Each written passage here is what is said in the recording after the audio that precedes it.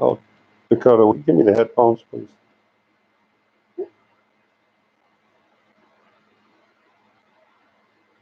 Hello, everybody.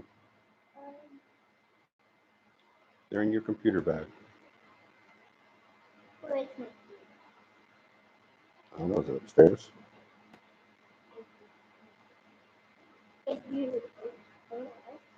Go see.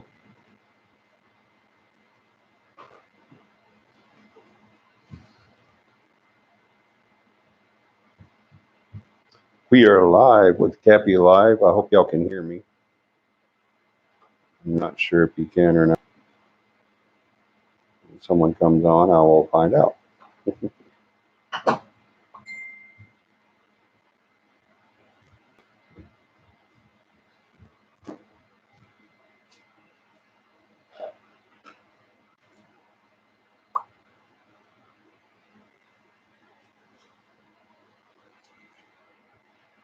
Hey, John. Hey, Cody.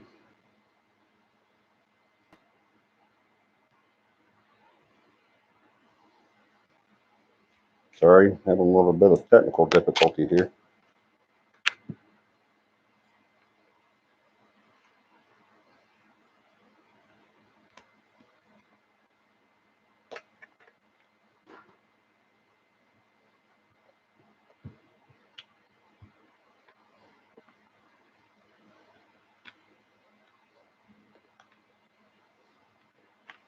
Hope everybody's had a good week.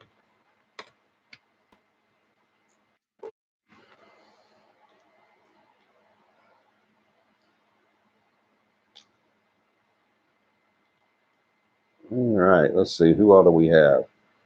Hey, Cody, Victoria. Hey, Joni. Thank you for joining us tonight, Joni. It's going to be a good show. You'll like it. Hey, Morgan.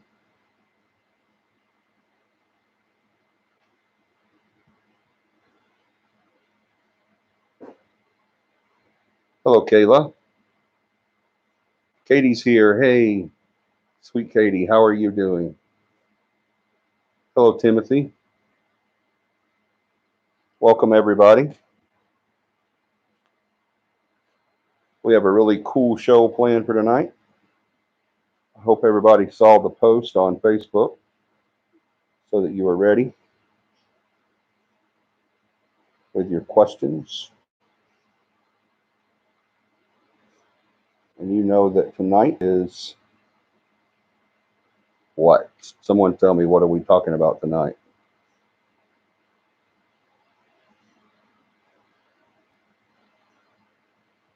That looks good.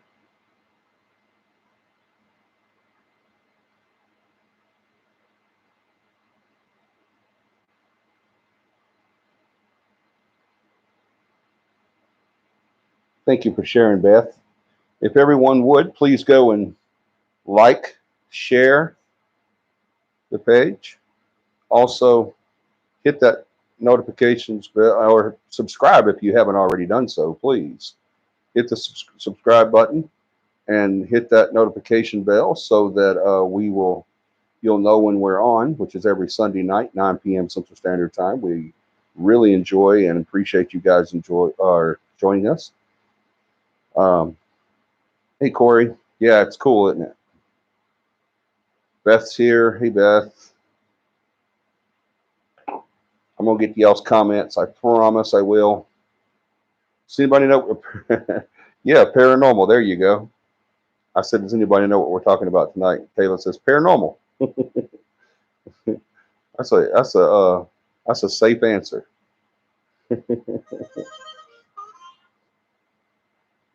We always know it's definitely going to be paranormal, huh?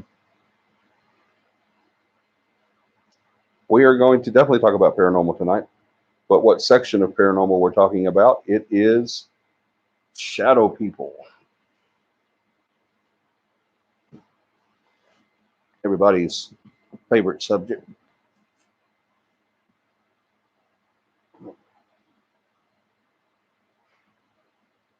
Sorry, got a cramp. All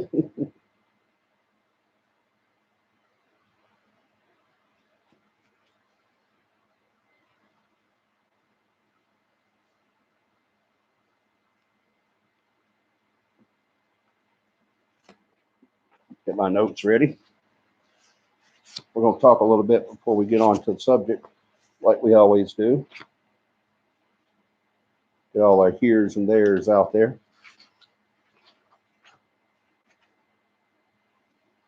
How's everybody been doing this past week? Has everybody had a pretty good week? Let me get this set up and I'll get to your comments.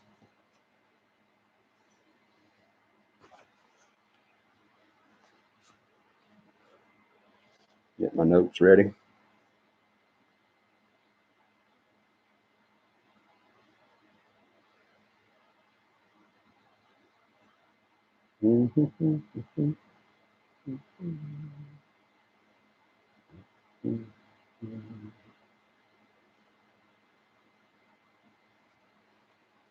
All righty.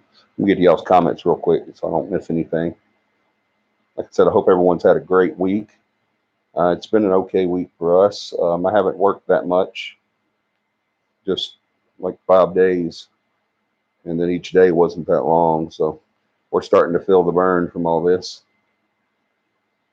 Okay, may not be able to. Okay, yeah, I read that.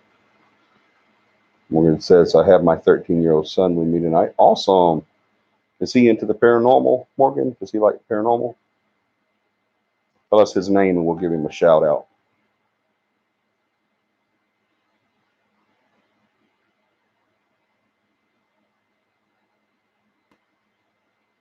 Y'all see my cup? She says, is that a new cup? Look, Beth, I found my cup. My big cup. I found it. Wouldn't y'all love to have one of these? Y'all can get one of these. Y'all can get t-shirts. Y'all can get license plates. Y'all can get mouse pads, car decals, hoodies, beanies, t-shirts, polos. Pretty much anything you can think of, you can get it through the CAPI merchandise store. And how do you find that? You go to right here. See that right there? CAPIParanormal.com. Go to CAPIParanormal.com. It's our website. Check out our website. While you're there, visit our merch. It's the button marked store. Go in there and get you some awesome CAPI merch. Pretty much anything. And if there's anything in there or anything you want and you don't see it in there, let me know. We can probably make it happen. But these cups are awesome. They're the ones with the lids on them. You know, you can open and close them. And you got the big straws. And it gets me through a show without Beth yelling at me for not having my CAPI cup. So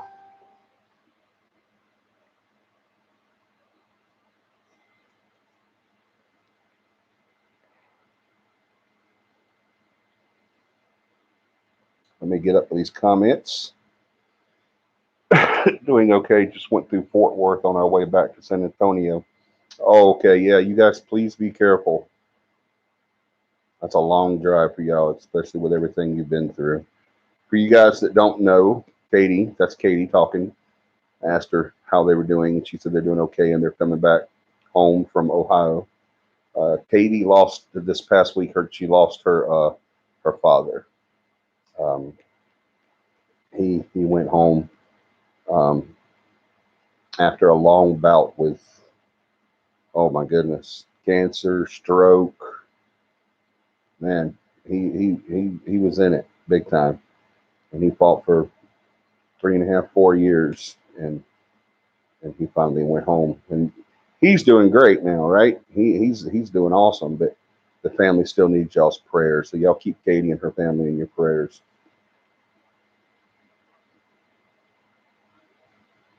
That's right, Beth. Beth got it. She said shadow people.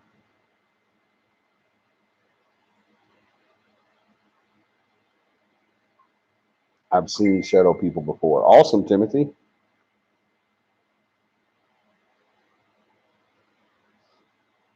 Joni says, what are your thoughts on animals that pass? Awesome question, Joni. Give me a second and we'll get to that, okay? I'll answer your question on that. How's your tailbone, Johnny? It's better, Morgan. Thank you. Actually, it really is. It's much better. Hey, Haley. It is much, much better. It still hurts if I sit for a long period of time. My phone will not shut up. Hold on, I'm going to silence it.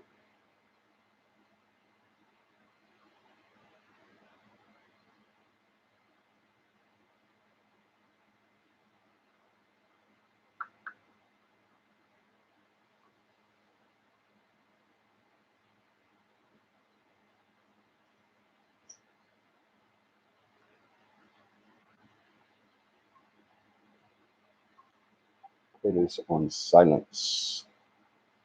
So if y'all need me, sorry, I won't be here till after the show. But if it's an emergency, you can always contact Paramama. All right.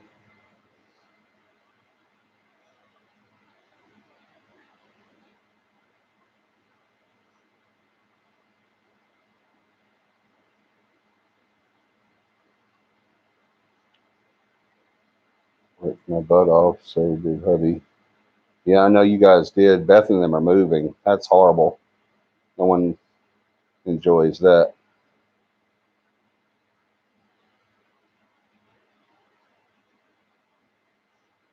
I've had a great week. My 16-year-old niece was here all week. Now both my oldest are here. Also, Morgan.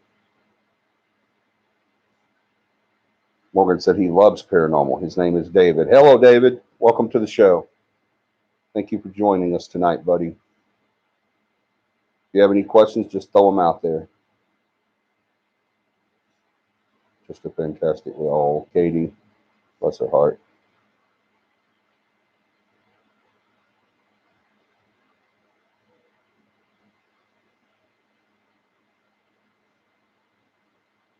CAPI Cup, yay.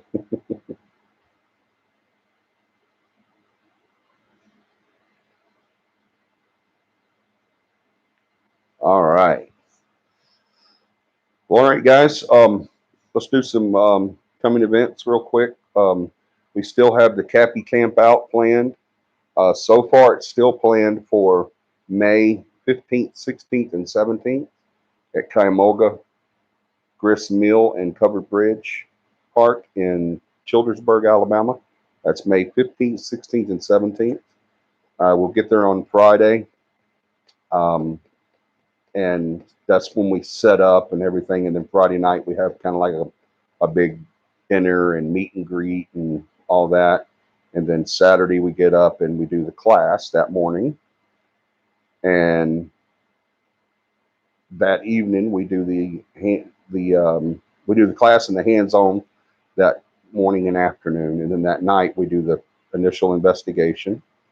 And then next day, Sunday morning, is pack up and certificates and all that stuff and exchange information and all that stuff.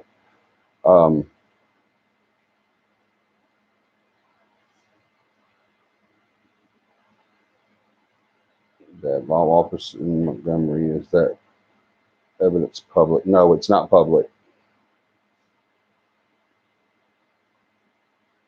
Hello, Andrew.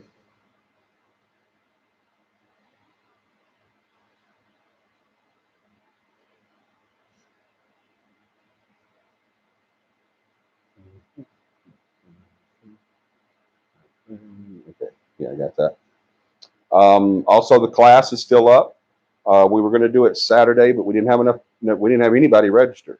Everybody keeps saying they want to do the class, but then they don't register. So if y'all want to do that class, you've got to register. All right, get up with John and he'll talk you through it.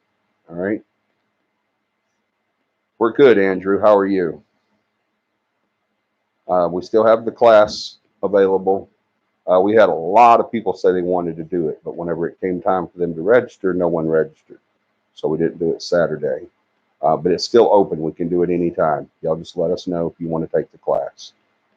Um, if you want to take the class and you let us know, you still have to register for the class.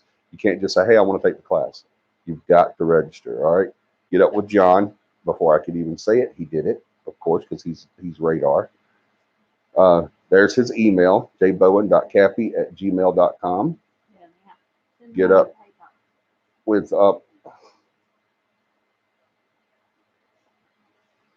Get up with him, and uh, he'll get you registered for the class. I'm sorry, I got distracted, lost my train of thought. Um, yeah, get up with John at his email. Y'all see it right there on this post. He's the one in blue with the wrench next to him, and he'll get you set up for the class if you want to do that. All right. All right. Talk about the shadow person at Tremont School that was chased up the stairs. Brendan and I saw it go by the door right before you came in. Yeah, I remember that. We'll talk about that when we get into the topic. Thank you for reminding me about that. My 16-year-old just passed away. What? Oh, my 16-year-old cat. Oh, dear God. You scared me, Joni. I didn't read that. All I saw was my 16-year-old passed away. I mean, it's still bad that your cat passed away. I'm not taking anything away from that, but dear Lord, I thought you meant your 16-year-old child. Oh, Lord. My heart sunk to my freaking feet.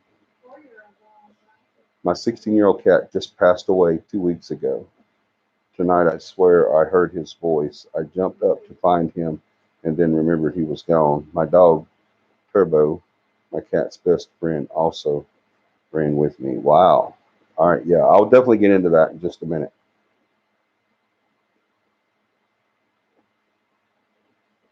Yeah, I explained we were doing the class at the camp out. That's what I just said. Passing. I had a cat die in spring 2014. I was so attached to him. It was crazy. Since then, I feel him in bed with me when I start really missing him. All.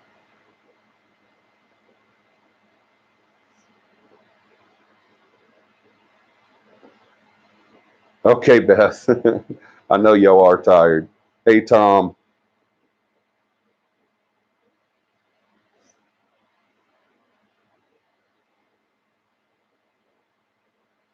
Johnny, we have had a few investigations with what we think is pet spirits. Yep, we've had experiences in that, definitely. Lynette says, "Did you guys go and investigate a building?" I don't understand what that means, Lynette. My cat, not kid. Yeah, I know. That scared me, Joni.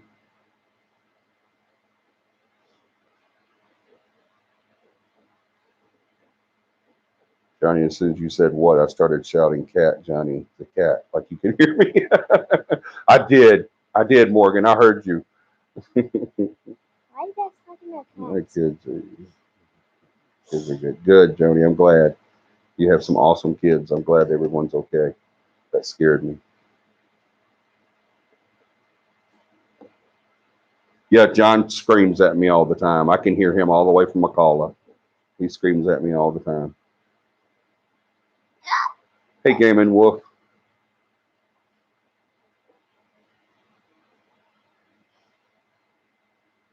Morgan says, "Hey, Dakota."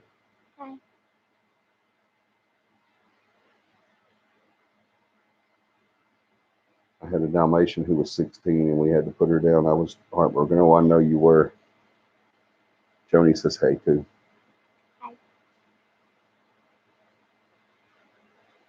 Isaiah's back. Hey, Isaiah. I'm glad you're back, buddy. Yeah, it's been a while since you watched, didn't it? John says, "Hey." Margot, hello. Glad you made it.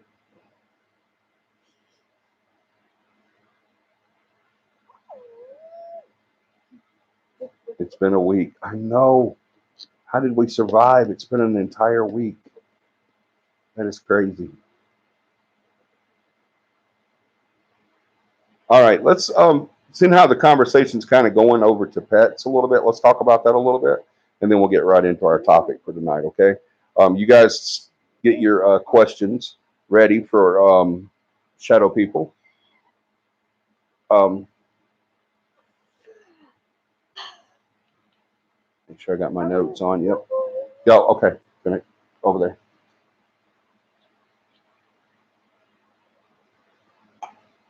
Sorry, y'all. She can't play a video game and be quiet at the same time. She can't be still or quiet when she's playing a video game. She's very animated whenever she plays. And she's grinning because she knows it's true.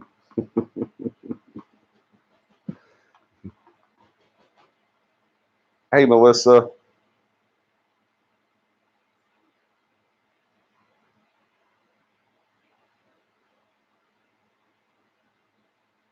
So, Johnny, how have you been doing this quarantine? I've been working, Isaiah. That's how I've been doing it. I'm essential, so I get to work. Great to see familiar names in chat. It really is, isn't it? She is a lovely girl. Thank you, Joni. I think so too. Joni said you're a lovely girl.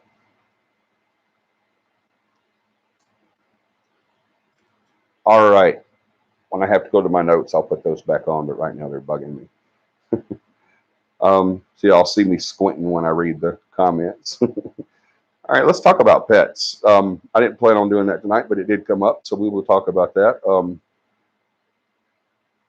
Uh,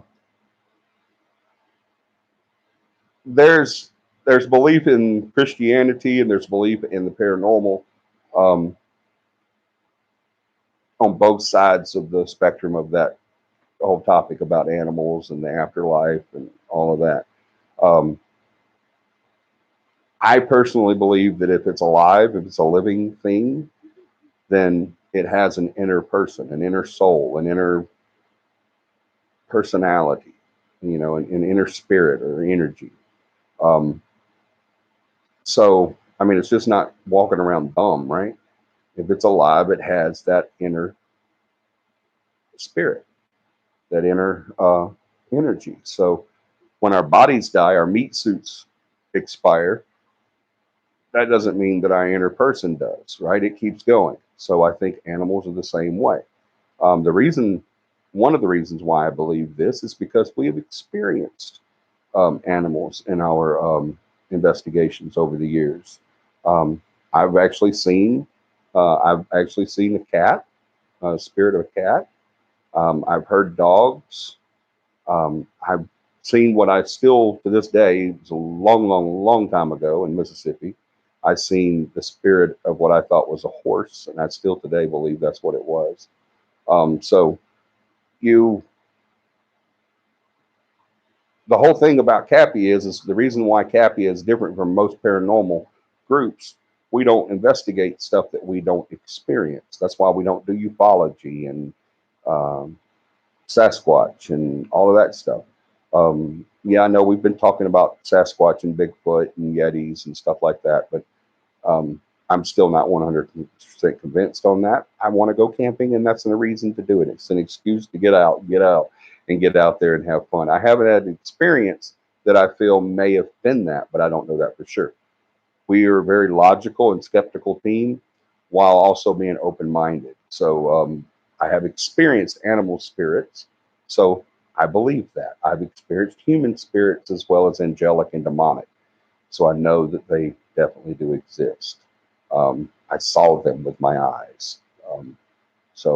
There's no question, to me that yes or no, yes they do exist or no they do not exist. There's no question there for me. So that's why we investigate that. Um, I have had several instances where I've heard with my ears, not on tape, but with my ears, audibly, um, a cat or meowing or a dog barking or something like that, and I've never gotten it on tape. Um, I've had recordings rolling while I've heard it, and it should have been there. Um, there was an instance with a cat that was louder than me. When it meowed, it was louder than me talking. And whenever we played it back, we got everything I said, but we didn't get that.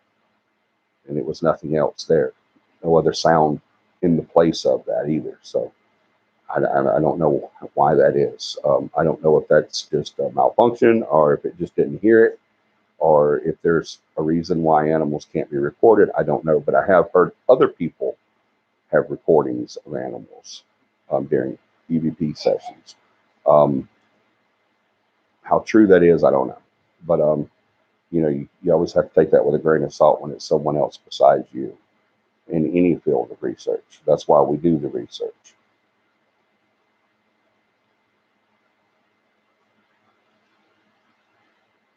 Two years ago, I had a black and white tuxedo cat pass.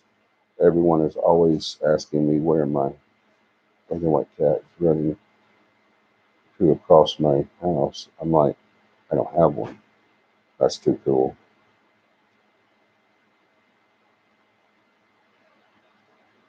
Yeah, I was crying, although that was in 2010, November. My brother-in-law was my sister understood I was upset because she was the one that. Oh, it's too sad.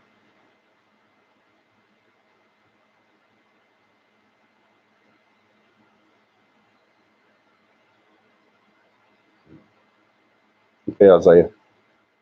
It's you too, Margot. Thank you for everything. Sorry, man. Margot is the best. Oh, it's too sweet.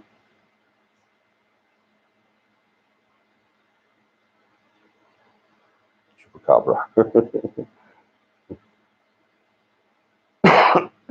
Okay.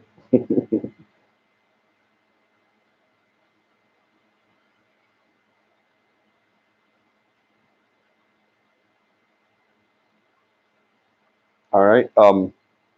So I know you just have to make up your own mind about it. And what I say, whenever it's a question in the paranormal, I'll say it for this the same way as I say everything else. Do your research, experience it, then believe it. Before that happens, be skeptic and be open minded at the same time. Um, that way you can make up your own mind about it, and you'll know. And no matter what someone tries to debunk your experience, you'll know it's there because you've already tried to debunk everything if you've done it right. All right. And if you don't know how to do it right, take our class, and then you will. Let's see. Victoria says, "What is an actual shadow person? Have a flexible mind." Yes, have an open but skeptical mind. Absolutely.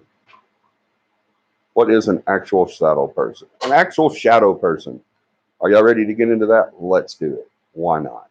What the hey? Let's get the official um, definition. I've got it in my notes. Hold on. Get the official definition, and then I'll tell you what I think it is.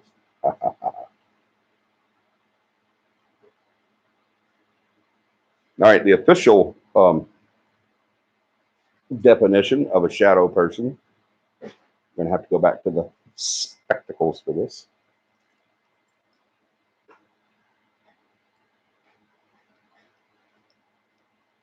You ever try to put on glasses with earphones on?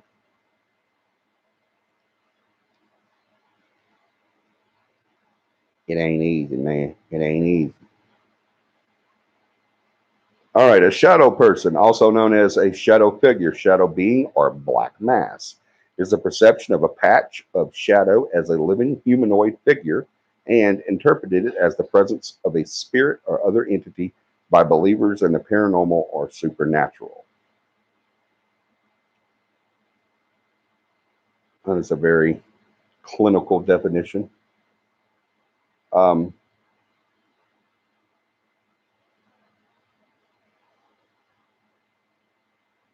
who can tell me the first, or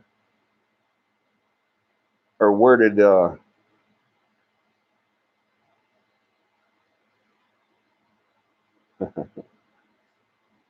crazy. Get off my text or messenger when I'm doing a show. You'll know better.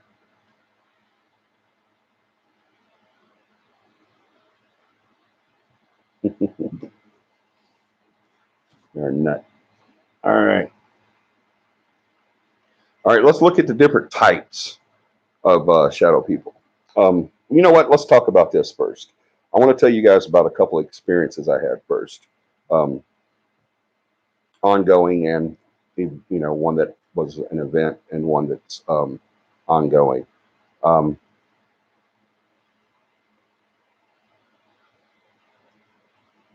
think is when a spirit gathers enough energy to manifest.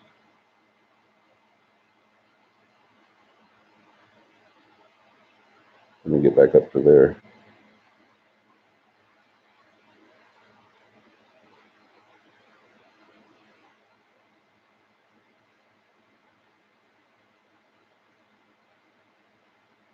Shadow person is a dark shadow of the spirit. I disagree, Morgan. I think I'm not saying it is. Think it is when the spirit gathers enough energy to manifest. I'm not always. Our shadow people are always human spirits. No, usually a very angry spirit. Yeah. Usually don't hear about really good experiences with shadow people, but they're not always. Some people say they're always threatening, but I don't agree with that. They're not always threatening because it's not always been threatening to me. Um, and I disagree with you on that. It is the shadow of a spirit. Um, I think a spirit can be a shadow person if that's what energy they're using is, and that's what they're able to produce is that shadow. Just like if there's an orb, people say that's a spirit vehicle. That's the most asinine thing I've ever heard. Spirits don't need a daggum vehicle, and it certainly wouldn't be a little golf ball if they did. Um, it's just what energy they're able to use to manifest what they want to manifest at the time. We may just get an orb. We may just get half a body. We may just get a head. We may just get an arm or hand. Um, we may just get a mist. We may just get a feeling, or we may just get a shadow, a dark shape. So I mean that's possible too. But and there's so many different theories on what shadow people are in the paranormal. Some people think they're interdimensional beings, that they could be future humans and they're walking through dimensions, or that they're second parallels, watchers. Um, the only thing that everyone pretty much agrees on with shadow people in the paranormal is that they're extremely interested in humans. When they're here, they're usually staring at you, usually in your sleep, studying you. They very seldom interact with you, but they can. And a lot of times they do make you feel very uncomfortable, um, but not always. A couple of, well, let's talk about one that Corey brought up earlier. He was talking about the school in Selma called Trenum.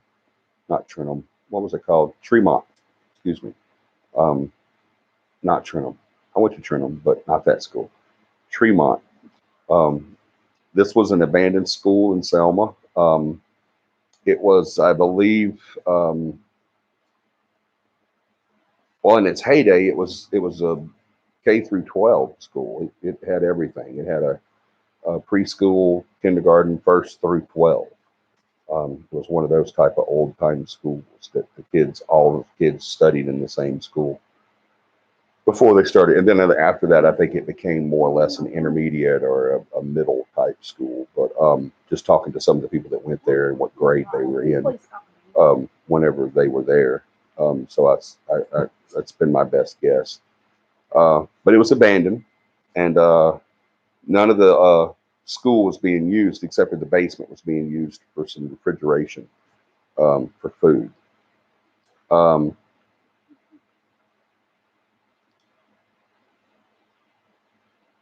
and we were, I was on the first floor. I think I was by myself. Yeah, because what I'd done on that investigation is I'd pretty much gotten everybody set up to where they were going to be, and then I just kind of walked around and helped everybody. Just kind of walked around and did something here, something there, and would help them. Someone doing EVPs over here, I'd go help them, or I'd go over here, whatever. And I was on the first floor of the school by myself. Um, Excuse me, I'm getting dry.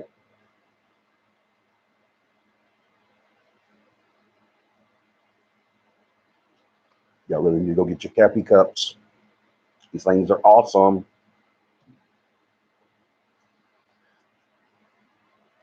So, um, You have to picture this school. The front doors to the school open up, and then and you have a little bit of a walkway, and there's a set of stairs, maybe 8 to 10 stairs. On the right side was a classroom slash office area. And on the left side was the main office, and then the principal's office and counselor and blah, blah, blah. And then if you went straight, you'd go down another little hallway that branched off into more rooms. And then if you just walked just to the top of those, just after those two offices, you had a long hallway on either end that went to the other end of the school building, of the entire building. And there was a long hallway down to the left and a shorter hallway to the right to the end of the building.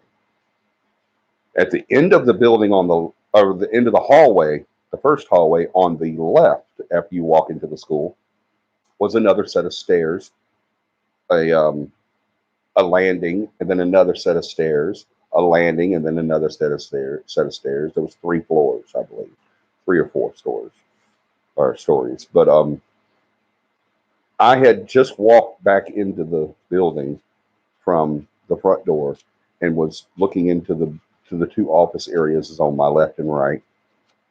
And as I turned to the left, I saw someone standing in the middle of the hallway, just right in the middle of the hallway. And I started to acknowledge them, to say, "Hey, what are you doing? Or where are you supposed to be, or whatever." I did not get to do that because as my mind focused in on what I was seeing in this darkened hallway, I noticed that it was just a shadow. It wasn't a person, it wasn't a solid body, it was a shadow.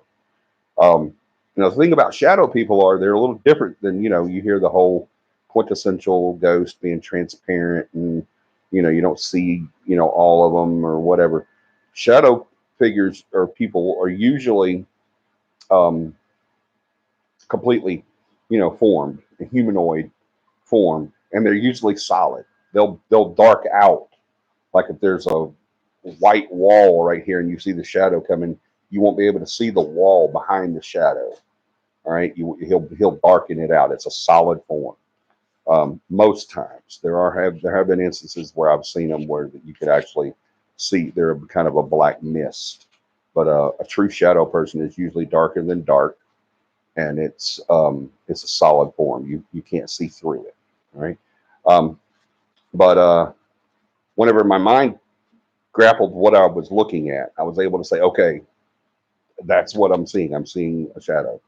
Um, well, of course, being the paranormalist that I am, instead of freaking out or running or whatever, I go towards it, and I go as I start walking towards it. It looks like it turns and looks at me, and then runs ahead towards that second set of stairs that goes up into the different floors. And so I started running that way. Well, as you get up to you go up the stairs, there's a landing, and that's just a solid wall on both ends. There's another set of stairs, and then it opens up into a long hallway, and then there's classrooms all the way down that hallway. Um, 2 investigators were in that room as you come up to the top of the stairs, and I go running up there to try to catch this thing, and the 2 investigators actually saw the shadow run past before I got up there. So not only was it a great sighting and a good PE, but we had multiple people experience it at the exact same time. So that's great. Um, now, uh, I've also experienced a shadow person multiple times. If there's ever a long period that I go where I'm not investigating, I'm not teaching, I'm not speaking anywhere, we're not having any type of events or anything. It's just a long period there, and we're not doing any planning, with municipals or anything like that. It's just a long period that I don't do anything with paranormal at all. Um, and then I start to get back into it. Maybe 1 or 2 investigations or a class or whatever, or an event or something. When that happens, I usually see a shadow person. It's never threatening to me. Um, it has been once. I was at work back when I worked at one of the FEMA camps. I was at work in a trailer by myself, and it was dark. and there was one there, and I'd gotten my fill of it, and I was just kind of aggravated about it, and so I confronted it, and it confronted it. It bowed up at me as I bowed up at it and demanded it, to do my bidding. Basically, it bowed up to me to let me know it didn't have to, and then I kind of won that battle because I kept going forward, and it vanished. But for some reason, I'm gonna get to y'all's comments. I promise. But for some reason, anytime I had a long period of time go by that I didn't do anything paranormal, with the team or investigating or whatever, and then I would get back into it. Not long after I got back into the paranormal, I would see the shadow person, and it would always be a not necessarily evil or threatening in any way, but it would be kind of like you'd get the feeling like you were going to a door and then a guard steps out to stop you from going through that door. That's the kind of feeling I would get every single time. Like I was trying to enter somewhere that I wasn't allowed to enter, and they would stop and say, "Hey, you can't come back." You know, that's the kind of feeling I got every single time. It didn't throw me off or make me stop investigating, obviously. Excuse me, I'm sorry. If anyone's wearing headphones, I really apologize. But can we get a Yeti Cappy cup? Yes, we can do a Yeti Cappy cup. Absolutely. Yes, yes, we can do Yeti Cappy cups, Katie. I'm sorry, she did that in bold, so I saw it. It just popped in there. I'm gonna read those comments. But so let me get y'all's comments, and then we'll go into the different forms of shadow people. And y'all, whatever questions you have, throw them out there, okay? And I'll get to them, I promise. And if I don't see them, John and Beth will help me. Have you seen the ghost of Carmel, Maine? I have. I've been kind of following that a little bit. Somebody else got me to look at that. I think it was Victoria got me to look at it, the investigations there in Carmel, Maine. And then John, just like he just said, he shared a video. He shared a video about it today as well.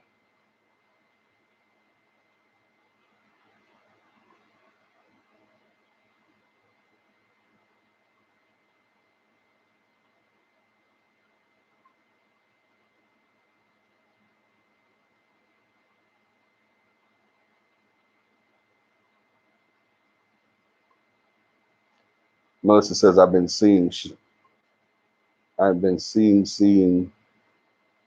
she just did that twice, shadow people since I can remember, and I still see them today. Yeah, I still see them today too. I think we'll always will. If you investigate paranormal, you're going to see shadow people.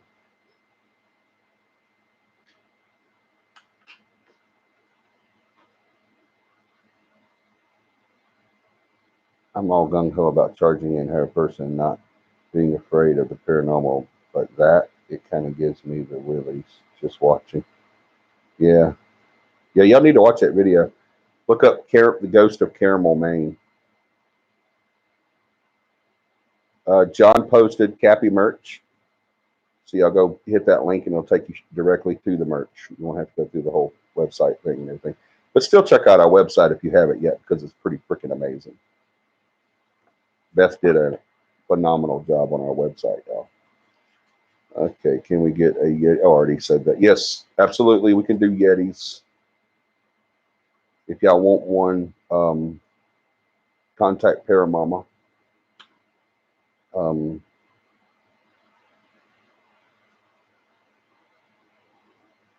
how do they get something that's not on the site? What? Huh? They just send the money to my PayPal. No. If they want to, like, say a Yeti Cappy cup, but it's not on our merchandise site. So how do they let you know? Have to find out how much a Yeti cup costs. Okay, I understand that, and I'm not saying that. I'm not asking you that. I'm asking you, how would they get to you to say, "Hey, I want a Yeti Cappy cup"? They can message the page. The website. They can message our Facebook. Okay. You can message the Facebook or go to the website. And I think there's contact info on the website, if I'm not mistaken. But I'll check on that. But yeah, if there's something on the page, or if you want something that's not listed in our merchandise, just contact me. If they have Facebook Messenger, message our page. Yeah, if you have Facebook Messenger, message our page. So I can see it. Yeah, and it'll go straight to Paramama. That's the best way to do it. Facebook Messenger to the CAPI page, and Paramama will see it as soon as it pops up. We all get an alert when it pops up. So she'll see it and she'll respond. That's the best way to do it. But if you can't do that or whatever, just contact me and I'll put you in contact with her. And yes, telling you anything you want that's not on our merch list, just let us know and we can make it happen. So yeah, just Katie and I think Andrew were interested in the Yetis. So yeah, just let us know what size and what you want. It'll probably this logo right here, happy with the sound waves. We can put that on there, or this logo. We put whatever you want to on there. This most likely will be on there too. The website pretty much goes on everything, but yeah, we can definitely do that. So yeah, just contact me.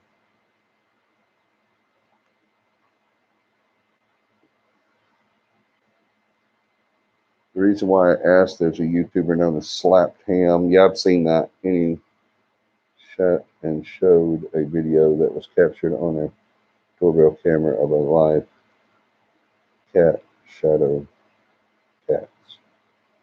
Yeah, I don't think I've seen that one, but I have seen Slapped Ham. We could put the Cappy logo on pretty much anything. Yes, we can. Oh my god. Can pets become shadow spirits as well?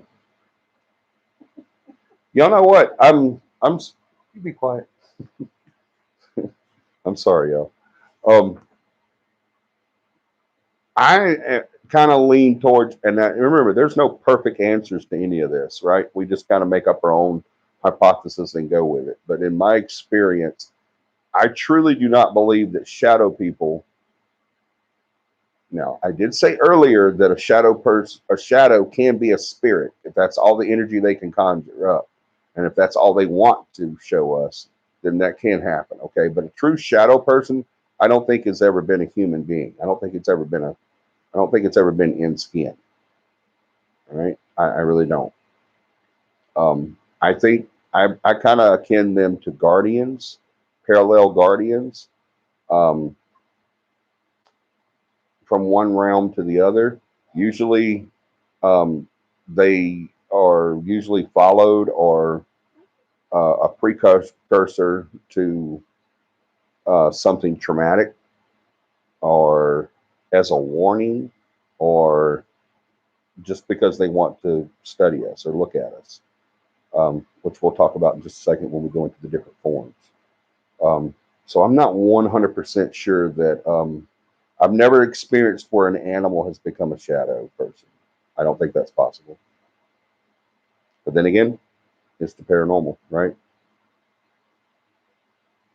All right.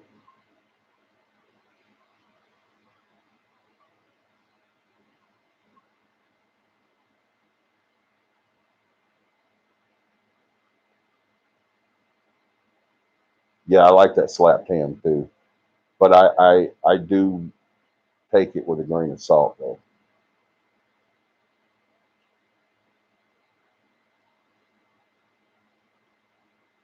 When I worked at a state historic site, I got mad at a situation. It would put a certain book on the floor, right? And I got tired of it. I took it, put it on another shelf. It didn't fall again. Maybe that's what it was trying to do, was get you to move it, Joni. They'll do that a lot. Whenever they don't like something or something's out of place and they want it somewhere else, they'll continue to do that. When you move it, it doesn't happen again. They're satisfied. Tell me that historic site, Joni, because I've heard that before with someone else at another historic site, or maybe the same historic site. But yeah, tell me that. And it is state ran too. What about Franco TV? I haven't really gotten too much into that. No. Nuke's top five: Slapped Ham, Franco TV, and Chills. Yeah, those are the a few of the big ones. Okay, serious question about spirits. Okay, Morgan, go ahead with your serious question.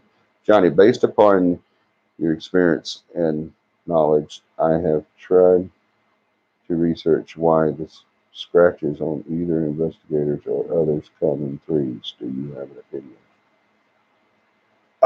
Yeah, you know what, Victoria, that's been studied and studied and studied, but I've seen scratches. I've seen one scratch, two scratch, three scratch, and four scratches. I don't think I've ever seen five scratches at one time, but I've seen all. So I'm never really kind of bought into the whole three scratch rule.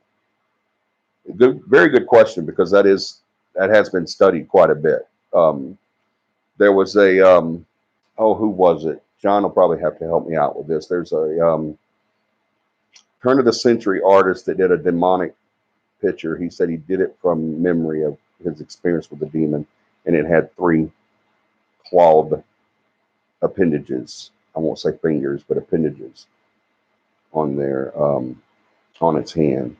And they kind of always akin that to the reason why we have three scratches. But just because you get scratched doesn't mean it's a demon. And just because he drew that picture of him with three appendages with claws on them doesn't mean demons have three fingers either. So I've seen all. We have a picture on our Facebook of the back of my neck where I believe there was four. May have been three. I think it was four though. I think there were four scratch marks. Corey, if you're still on, refresh my memory on that. Or y'all can go look at the Facebook page too if you want to see. There's a picture of me, the back of my neck, and it's got I think four. But I've seen one, two, three, and four scratches, so I don't really buy into the whole three scratch rule. Grandma means what you said. Yeah, I know I didn't say it right. Okay, thank you, Joni. Hello, Kimberly. Tonight's topic is shadow people. All right, question. I always love Morgan's questions because she goes deep sometimes. Now I've done spoke it up and it's not going to be worth a crap. Watch. I'm just kidding. Okay, do you believe that a spirit, animal, or person can be so attached to an owner or relative that the living can physically feel the spirit as if it were still there physically, not spirit? Yes, absolutely, I can. That goes, like you said, animal or person. Um, yes,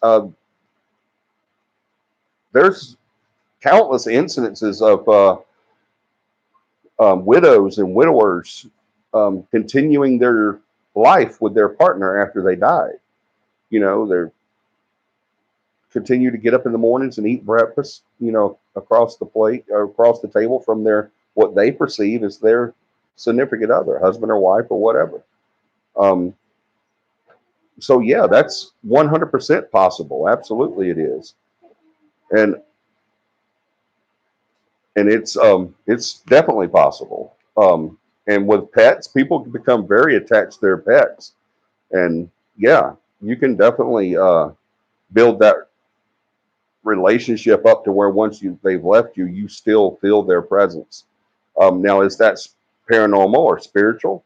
Not always. Sometimes it's just that person's way of dealing with the situation, and other times it could be spiritual or paranormal.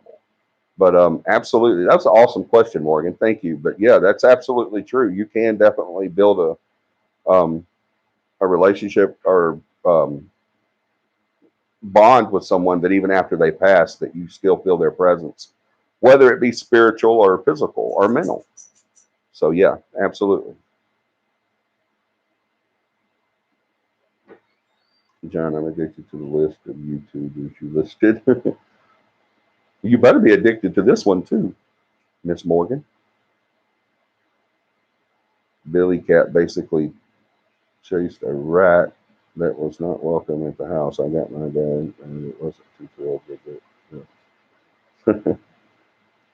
All right, Morgan says, so Johnny, like I've described my man in blue when I told about my oldest almost dying, kind of like a harbinger or messenger. I'm not sure what you're asking there.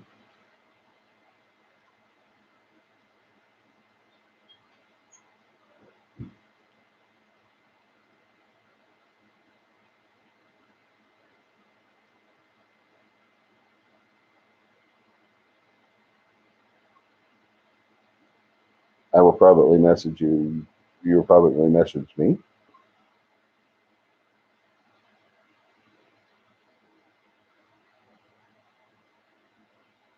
Send you the link to what, Morgan? Oh, I think you're talking about the video for Nuke's Top 5. John will send it to you.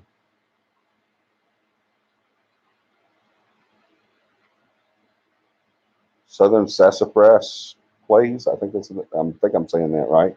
Why do they sometimes make you uncomfortable and other times not? Awesome question. That calls for a drink.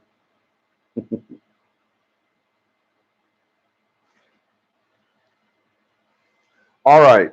Um, this kind of pertains to shadow people a bit, and we're still going to get into the different types, but this does kind of pertain to shadow people because there are situations where shadow people make people feel very uncomfortable and frightened and threatened, and there's situations where there's just no feeling there. It's just a shadow person. It doesn't bother you or whatever.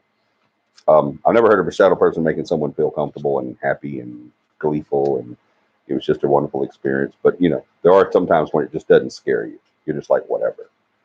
All right, so but let's look at that.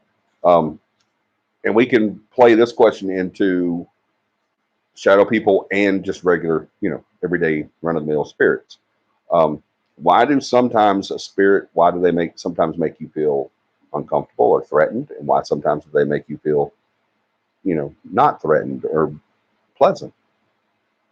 Um, the best way I've heard that ever heard that explained is this: um, an evil, dark, or demonic entity has to show itself. It has to show. It can come to you as a little pretty little girl holding daisies, but it has to eventually show itself. And how it's going to do that is usually in the feeling that you're going to get.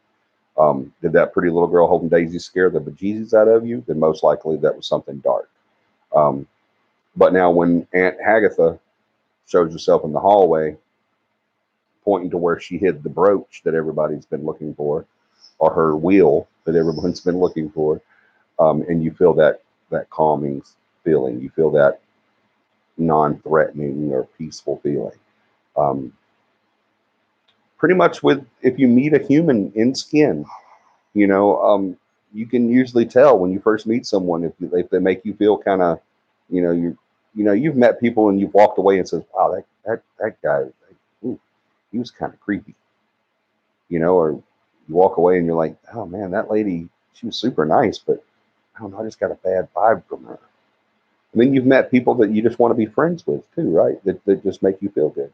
So I think it plays into what their personification of their true inner self is. Are they evil? Are they dark? Are they demonic? Are they pleasant? Are they calm? Are they pleasing? You're gonna get that feeling from them. So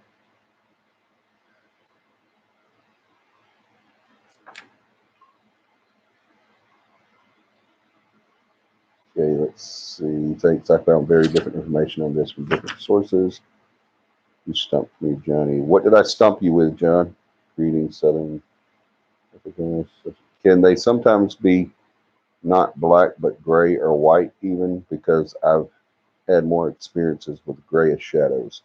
You know what, Southern? It goes back to the thing of energy. I don't think there's any rules to what they have to be or um, what they portray to you or what they allow you to see. I don't think there has to be any rules there. Um, I think it's just whatever they can muster up.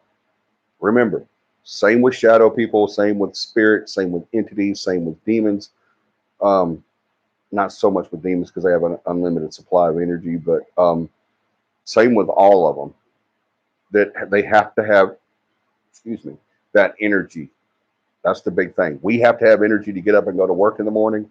They have to have energy to manifest or move stuff or speak or whatever. All right. So they have to have that energy. Whatever amount of energy they can get is what they use. And The outcome, I think, has a lot to do with the amount and power of the energy. All right. I hope that answers that. If it not, please tell me to say it again.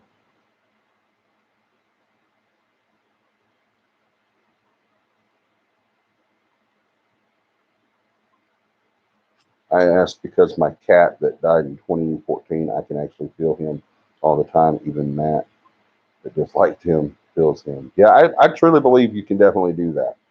Now, is that spiritual? Is it mental? Is it spirit or physical?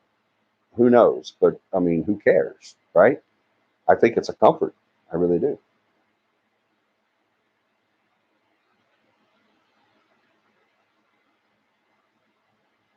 I'm here, aren't I, Johnny? Yeah. Oh, you're talking about because I said this better be one of your favorite. Okay, I got you. You're right. Touche.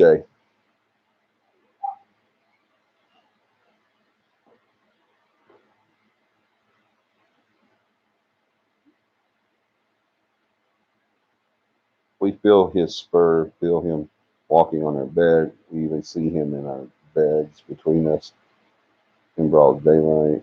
My cats, I know, I have now a white, blonde, and a black tortie. Uh, yes, definitely the vibes. Thank you for the great explanation. Thank you, Southern. That's always showing in my bed is a long-haired tiger stripe. Oh, cool. Yeah, there's been countless. I get that a lot whenever I talk to, when I do initial interviews with people, they'll tell me that they can feel the dog that died 10 years ago get up in the bed, and they'll even be, people's even sent me pictures of indentations in the bed where it's like sunken down. Um, so yeah, I truly believe that that animals continue on in the afterlife. Absolutely. Oh, the name of the demonic artist. I'll get that, John. I'll figure that out. Absolutely. I don't stump John very often, but I did. I'll get that.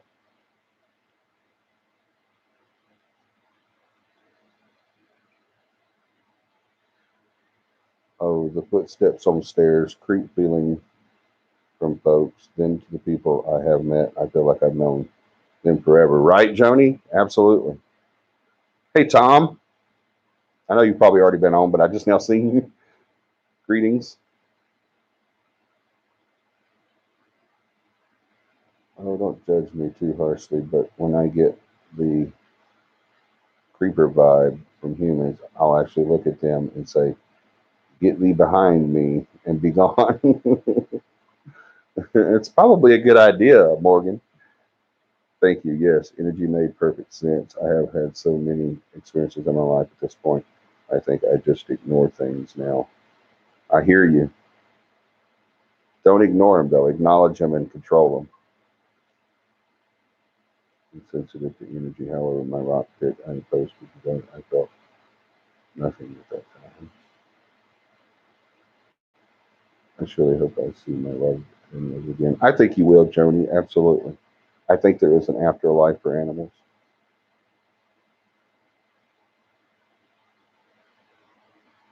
I'd like to see that picture, Southern. Absolutely. All right, let's talk about the different types of different categories. We have bedroom watchers. Everyone's heard of those, right? The shadow people that appear in the bedrooms. When you get that uneasy feeling, you're in a deep sleep, you're snoozing away. Um, it's on your Facebook page. Okay, I'll check it out. Excuse me. I'm so sorry. Um, but you'll get that feeling when you're asleep, and then something kind of startles you, and you awake. Excuse me. I am so sorry. Um, it's been a day. Trust me. And plus, by the way, I was going to say this at the very beginning, but I'll take a second right now and do it. You guys add me to your prayers, please. Um, some of my friends already know. Of course, family knows and everything. I'm feeling much better right now. I think it's like got a lot to do with some drugs that my wife has got me on. She's got me on a whole bunch of drugs. They're up there. There's a bunch of them. Liquids. She's got me snorting something through a tube. I'm not sure what that is. It may be cocaine. I don't know. It is white. The tube's white. She's got me shooting some spray up my nose that I literally can feel hit the top of my skull when it goes in. Um, I mean, I'm not kidding you. It's like a jet propulsion unit. You know, I'll hold this side and go, and it's like I can feel it go. I mean, I don't know what that stuff is, but it's uh, pretty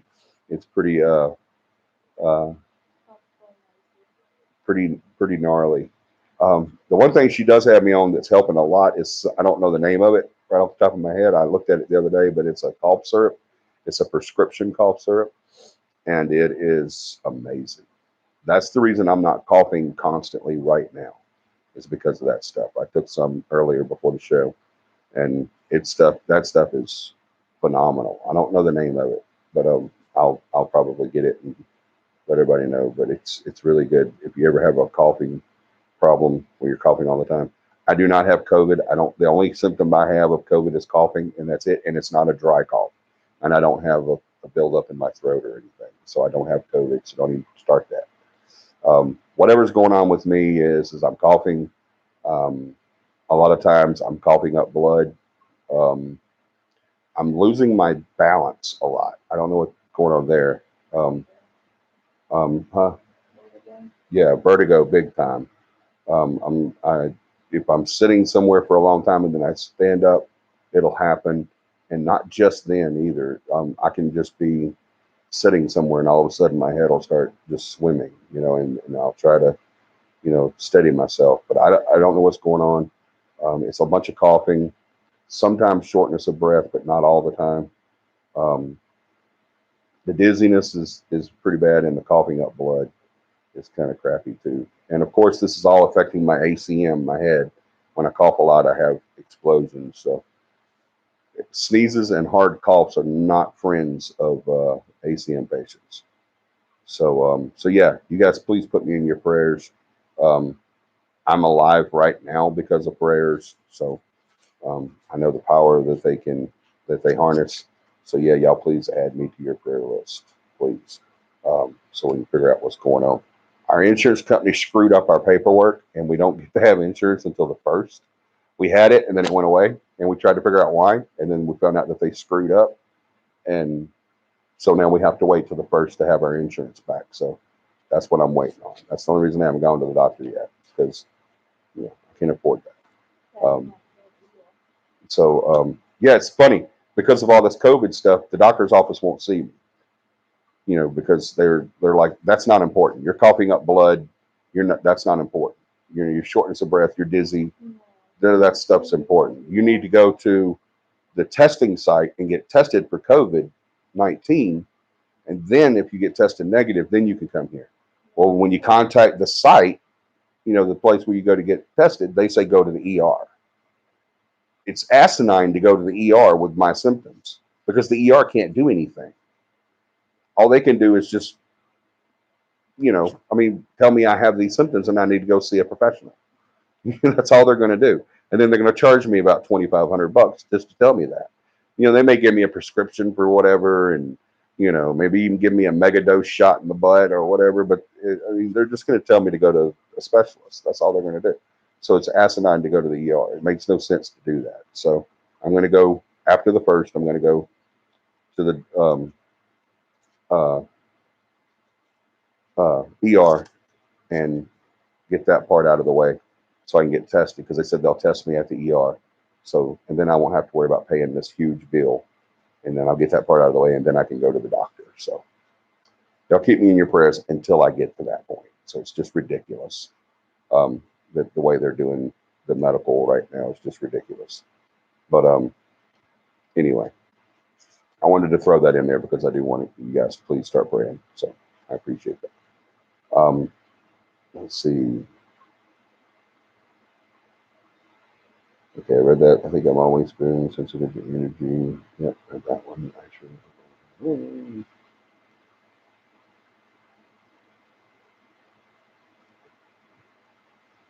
Okay, thank you, Johnny. That put me back on track. Um, the bedroom watchers. You wake up, boom, there's a black shadow next to your bed just staring at you. Bedroom watchers aren't always at the bed, though. We know that, right? Sometimes they're over there in the corner. Sometimes they're over there in the doorway or in front of the door. Sometimes they're at the head of the bed. Sometimes they're at the side of the bed. Sometimes they're on the ceiling looking down at you. All right. So bedroom watchers, very, very common. Um, I have a necromancer on speed dial. Thank you, John. I appreciate it, buddy. Sarah, do you wonder why I love this man? All right, the shadows on walls, the wall shadows. They usually, thank you. That was good. They usually black out a section of wall, and they'll either melt into the wall or completely just fade out or go out in smoke, which is a big um, finale for a lot of shadow people. Is the whole smoke thing. Um, so, are there any difference in the different categories? I don't think so. I think that's just where they're manifesting. Um, they do categorize them with oh my goodness,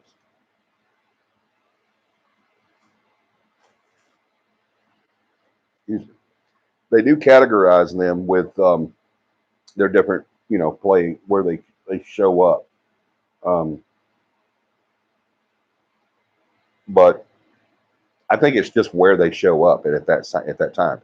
There's no difference between a bedroom watcher and a shadow wall, a wall shadow man or person.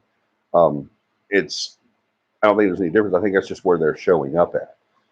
There's also the moving shadows. Y'all have seen those. Those are the ones you usually see out of your corner of your eyes whenever you're going through a building. Maybe you're doing an investigation. You're going down a hallway, and you walk past a couple of doors, either on your left or your right, and out of the peripheral vision, you see a shadow go running, and then you kind of turn and look. And if you're a good investigator, always go that way. Don't run from it, and don't just stand there and take pictures. Go towards it. All right. Um, you get better evidence that way. And if you're too scared to run towards it, get out of the field. You're in the wrong field. I'm just playing. Don't do that. You do you. I'll do me. Okay. But yeah, just moving shadows. You'll see them, and they can actually be in plain view too. Not always out of peripheral. I've seen moving shadows where I've been walking down. Where there was a home we did in Dallas County where, as I came down into this basement, which was huge, the house was huge, and the entire floor plan of the house, the basement matched. Okay, it was just huge. It was huge. It's the biggest house you've ever seen. It's completely huge. Right. Um, but as I come down the stairs, there was a section over to the left that had a little bit of light from the outside, and I could see, and then a shadow went right in front of that light, blocked out the light for me. So it you can see them straight on too. They're not always just out of peripherals. They're moving. Um, Background visitors, y'all seen those too. They're the ones that usually show up in the pictures, right?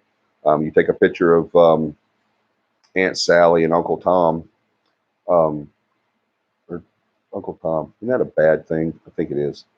Let's say Uncle Ted, Aunt Sally and Uncle Ted in front of I don't know, the Disney World entrance, and you see a shadow figure to the right or whatever. Um, so I think that they're just there at that moment. I don't think that there's a category to where certain shadow people are always just in pictures. That's silly. I think they're just that's where they're at that moment. All right. Let me catch up with y'all, and then we'll finish that. I think I am caught up actually. Oh, thank you, Southern.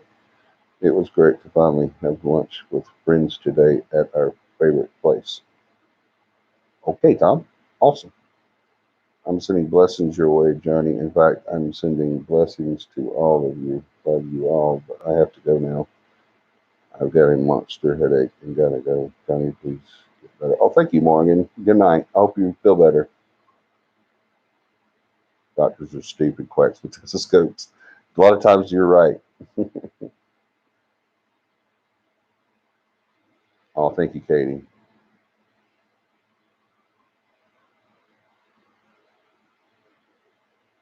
Was tested. Glad it was negative. Okay, Tom, you got tested. Awesome.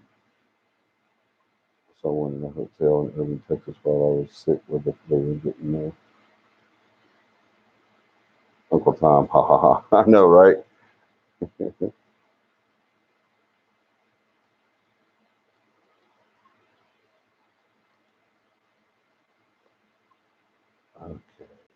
I don't understand. What is your time is so random sometimes. It was great to finally have lunch with friends today at our favorite place. Alrighty. I was trying to see if there was another thing that went to that, but there wasn't. So just a random thought. Okay, could I do that after? I think I missed the answer to this, Johnny, but are shadows always people, or could they be animals or insects? Um, I've never experienced that, uh, Laura. I've never experienced an insect, definitely not, or an animal shadow. Um, well, I guess I have. I mean, I've seen shadows of animals. I've seen a shadow of a cat, and like I said, that horse was. It wasn't really like a completely formed horse. So I guess they could be. I'll have to say yes. I've never experienced an insect though. I don't think insects fall into that category. But that's a good question. It's a good and silly question at the exact same time. But I don't think shadows are ever people. I think they can be, but I think that's just their energy. But the shadow people that we experience, I don't think they've ever been in skin. All right, that's my opinion. All right, that's not coming from any studies or anything like that. It's my opinion. I seriously do not think the shadow people are in skin. Um, I really don't. I think that they are a different entity. I think that they are guardians, probably realm guardians. Um, but I truly do not believe that they are um, uh, the remnants of people.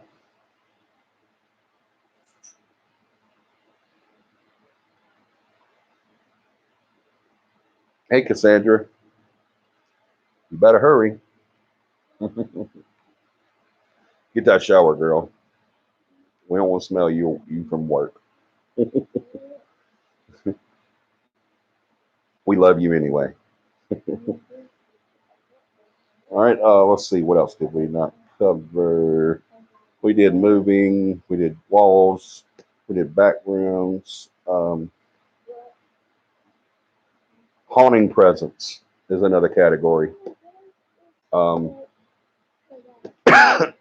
their haunting categories are haunting presences are shadow people that are in places that are always that have paranormal activity. Now, a lot of times, I think that is an entity, a spirit, an in skin. Um, I think that those are the ones that are that's the amount of energy they could conjure up a lot of times. Now, could it be a guardian, a realm guardian in this area? Absolutely, it can. Why not? Where there's one, there's could be many. Um, we are legion for we are many because the more spirits there, the more entities there collecting energy, using energy, and displacing energy. There's going to be other entities there to use that energy. All right. Not saying that shadow people need that energy because I don't know what category they would fall in when it comes to that. Nobody does. But I can only assume that they do need energy just as well as anyone else, um, living or dead. The only entities that I've ever dealt with that I know for a fact don't need, um, you've got to be quiet, baby, um, that don't need energy are demonics. And that's because they have their own battery packs. They don't have to have displaced energy. Shadow people equal non-human entities. 9 times out of 10, yes. Are shadow people dangerous? Well,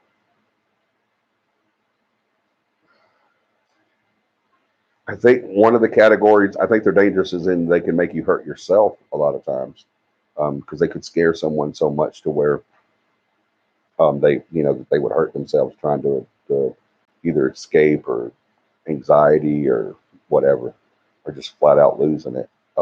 But there have been instances where shadow people have been akin to old hag syndrome as well, where people have seen the shadow person standing next to their bed when they wake up, and then all of a sudden they can't breathe or choking or smothering type feeling. Um, I've never heard of an instance where anyone was killed during this, during the shadow person episode of an old hag episode. And I'm just using the old hag as an example. Okay, I do not believe old hag. Personally, I don't feel that old hag is even spiritual. I think that's us. I think that's our brain power doing that. I really do. I think that's when we're caught between realm, sleep, and consciousness is when that happens. And I think it's anxiety more than uh, a physical being choking you or keeping you from breathing. Um, but shadow people have been akin to old hag syndrome, right? Where people have been felt like they were choked or can't move or, paralysis, chest is tight or whatever. Can you die from anxiety? Absolutely, you can. So that's why I say that I guess that situation could be dangerous, not the physical being itself or spiritual being itself, but the situation and the way we handle it. Um, if you don't think that anxiety can heal you, I'm not saying scaring you into a heart attack either. I'm saying if you've ever seen anyone experiencing, uh, oh, what is it called? It just popped out of my head. Where you can't breathe, you're breathing in more CO2 than you are oxygen. Hyperventilations, yes, unchecked, that could lead to non-breathing. So yeah, all right. Okay, weird question. That's why we love them because they're weird. But is it normal to smell weird smells before seeing a shadow? I've had that a bunch. That is, I'm sorry, my crackhead dog is freaking out for some reason. Um, I have heard of that. I have heard of people, and I've had experiences myself where I've smelled before, smelled the foul odor before seeing a shadow person. Um, and again, do not let that draw you straight into demonic. All right, because I've had situations where demonics and I didn't smell anything bad. I've had situations where demonics where I did smell something bad. Same way with shadow people. I've experienced shadow people where I didn't smell anything bad, and I've experienced shadow people where I did smell something bad. So, but yes, that's not uncommon to experience a scent or an odor attached to shadow people. Good question. Can shadow people spotted down a dark hallway? Can shadow people be spotted down a dark hallway? Yes, because shadow people are darker than dark. They'll actually black out dark. So yes, and it's never burnt toast, so I think I'm okay upstairs. Excuse me. More times than I can count, I've sworn I saw spiders or other moving bugs in my peripheral vision, but nothing there when I look at them. Scares the daylights out of me every time it happens. I've heard of optical. There's an optical condition. You might want to get that checked. But where people would see, my mom, rest her soul, would see spiders. What she perceived as spiders, but it was actually little black dots. She would see them, and she actually was losing her sight because of it. I just saw a daddy spider in the cabinet for the Okay. justice.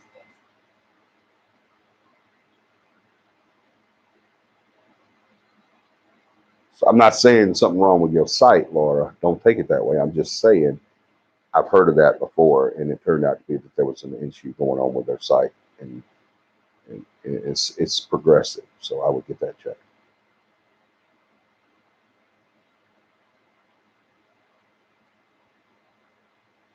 So you just said Legion. So no, I wasn't saying Legion because of it being a demon, Kayla. I was using that as an example. Um, the saying, "We are Legion, for we are many." I was just using that as an example. No, I'm not saying that shadow people are demons all the time, every time. They're not, because they're not. Um, I was just using that as an example to portray the fact that there's many spirits in one spot. Right. But what's worse are the handful of times I could have sworn I saw one of those dang wolf spiders moving almost directly in my sight, right by me, and when I jumped as far as I could, nothing there. That would scare the Jesus out of me too, and I'm not scared of spiders. Our co-founder Corey is super scared of spiders, so that would he would pee himself on that one. Awesome, Beth. I'm glad y'all made it there.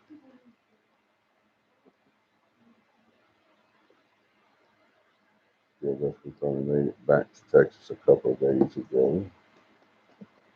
Also, can someone capture a shadow person in a dark hallway on camera? Yes, I've done it. Well, I call it a dark figure. I'm not 100% sure it's a shadow person, but I did catch a dark figure. Okay, John. I'm surprised no one has asked the number one question that everyone always asks when you talk about shadow people. Who can tell me what that question is? What is the number one question that people ask when you talk about shadow people? Across the board, too. I'm not talking about just me. When I talk about it, what people ask me, but I'm talking about everybody. Everybody gets to ask this one specific question every single time you talk about shadow people. Anybody have any idea what it is? Any guesses? I will give whoever guesses it a prize. How about that? Now y'all start trying. Can they jump into you? Can they jump into you? No. Southern, I don't believe they can. I don't believe they have the power to. Remember, you're talking about. You're kind of leaning out into the possession realm. Remember, nothing can possess you that you don't allow to possess you. All right, that door has to be open. They can't tear it down.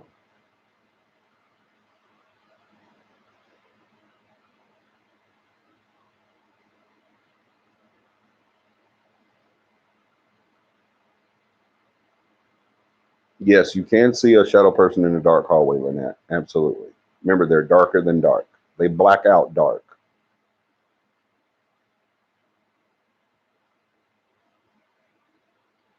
Oh, that was the question you were guessing. No, no, that's not it, Southern.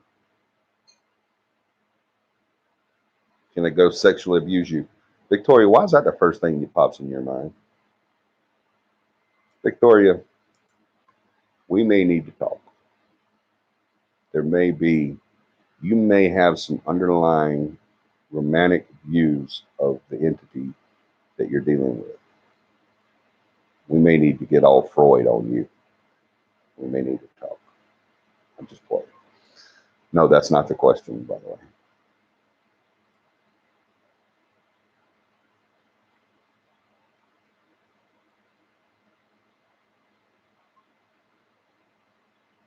Awesome question. Look at the big brain on Kayla.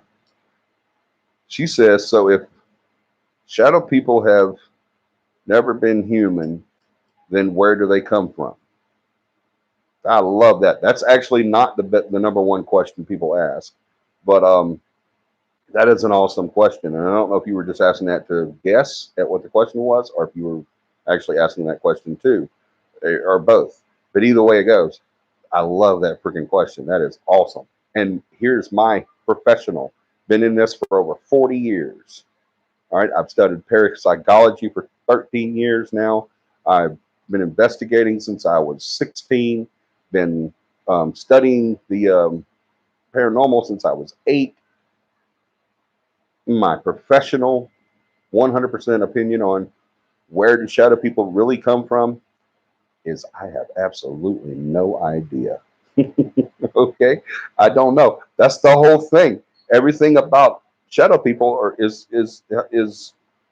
a hypothesis. No matter who comes up with it, it's a hypothesis. We don't know where they come from. There's a lot of different, ideas and theories and hypotheses. I personally think that they're realm protectors. They're guardians of the realms. Um, I've heard people say that they're demonic. I've heard people say that they are actually spirits of past in skins that just chose to do that. Just chose to be a shadow. I don't know, but a true shadow person, not a spirit manifesting itself as a shadow, but a true shadow person, I absolutely do not know. 100% without a doubt. Laying it on the line, I don't know. And nobody does. All right. It's not like I haven't heard talk to that right person yet. Nobody knows where they come from. We really absolutely do not know. There's a lot of theories out there, just like I just named, but nobody really knows. So awesome question, though. I love the questions tonight. You guys brought your A game tonight, man. This is awesome. You mean your friend? What? That was a legitimate question. That was a legitimate question. I know it was. I was just picking on you, Victoria. I was just playing.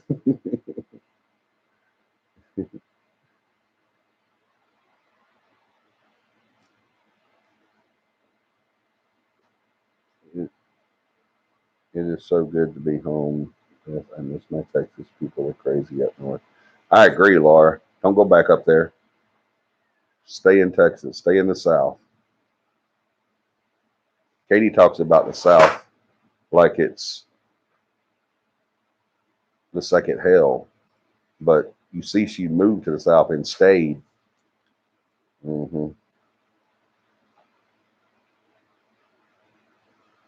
Based upon a Texas case, I guess it is a great question.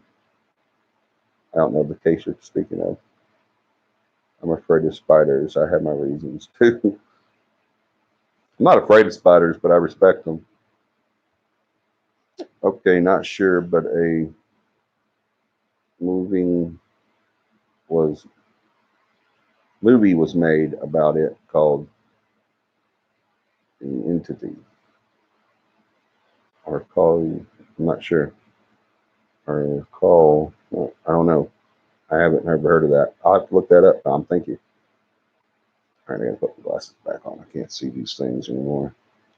I was always told that if a spirit wasn't once human, then they were either angelic or demonic. Oh, wait a minute, I didn't get that. I was once told that if a spirit wasn't once human, then they were either angelic or demonic. Well, I mean, how would anybody know that? I mean, whoever told you that, that would have been the first question I would have asked them is, how do you know that? And, we so, um,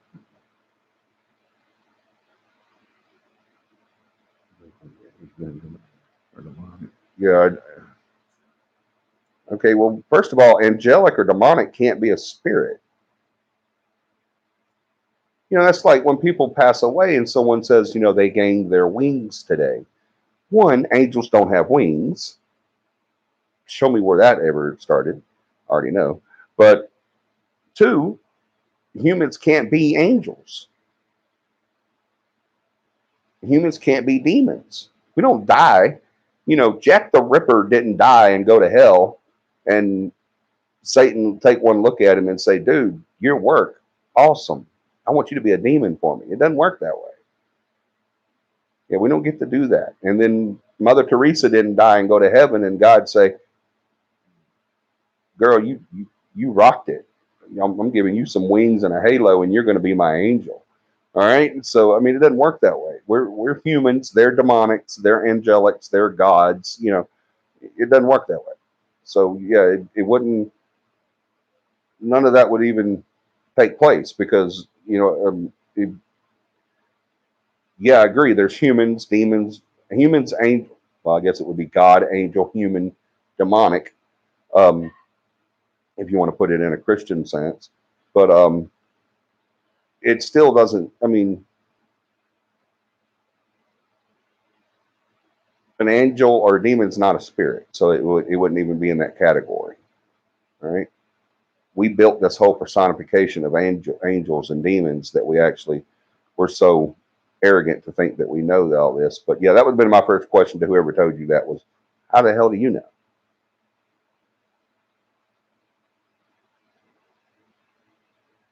Have you heard of the shadow man with red eyes and a hat? John just got really close to the number one question. He just got really, really close to the number one question asked about shadow people. He just got really, really close. But yes, I have. Sometimes they do have red eyes. Sometimes they do wear a hat.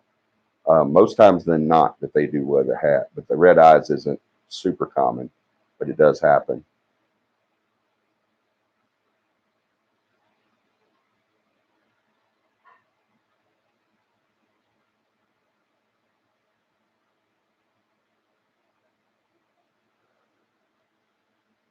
I'm sorry. I guess I missed something. I was legitimately wondering, can someone be sexually abused by a shadow person? Is that what you're asking, Victoria? You didn't ask me that. Let me go back. Maybe I missed your question. What? Did you seen a rag in it by any chance? What? Have you seen a rag by any chance? No. Um, look under the sink in the bathroom.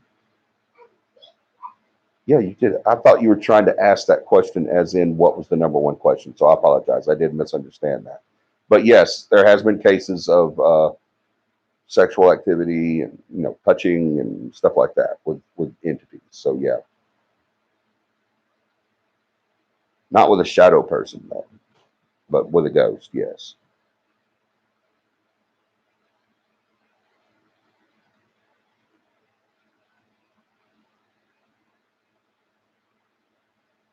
Do shadow people ever speak? No, I've never heard of them speaking. I've never heard of a case where they've said anything. Mm-mm.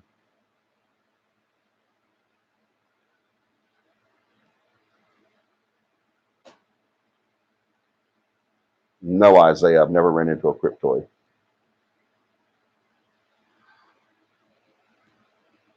Said it right here. I'm talking about so you can sit down.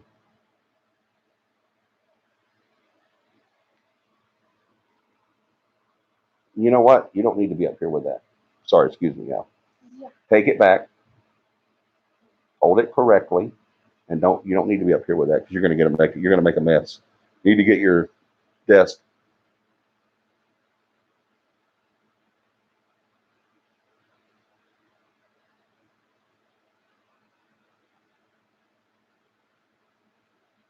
I've heard of that, John. What have you heard of? Have you ever heard of the Shadow Man? Yes, okay, that's what you're talking about. I don't know what's the number one question people ask. Definitely, Johnny. It was like being in a waking nightmare. Not just because COVID crazy is starting right now. We got there, but people out there, they're in a different breed. I was saying that angels and demons were created by God, with demons being fallen angels. Any other spirit would be spirits that was once living. I got you, Kayla. Y'all just got to bear with me. I'm just not on my game tonight, I guess, because I completely misunderstood, and I think she actually got a little upset.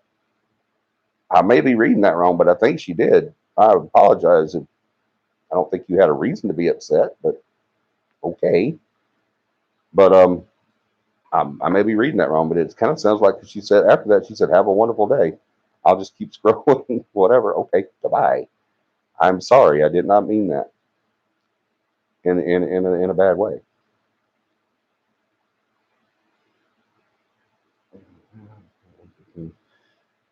Yes, there was God and angels, right? Some of the angels got moved. And you're saying that it's either angels, demons, or humans, right? And then nothing else. I agree with what you're saying there. Dead people cannot become angels because angels have always been angels and never been alive. Right, exactly. But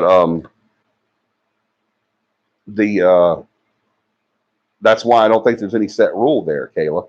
Um, to say that it's either God, angel, human, demon, but there's more categories there, obviously, right? I mean, you have to kind of, I don't want to say throw out everything you've ever heard about it, really, Christianity and religion, but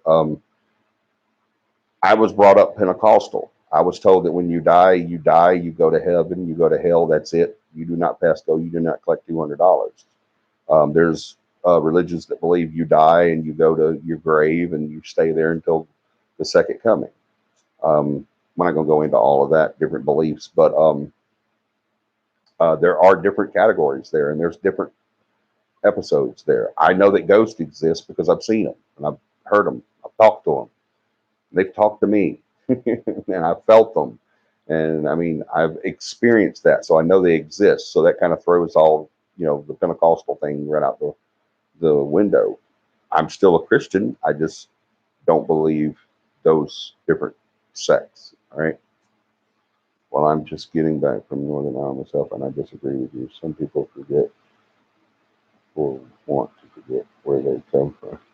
Oh, Katie getting all upset because they were talking about her state. Well, you didn't talk about her state, just the North.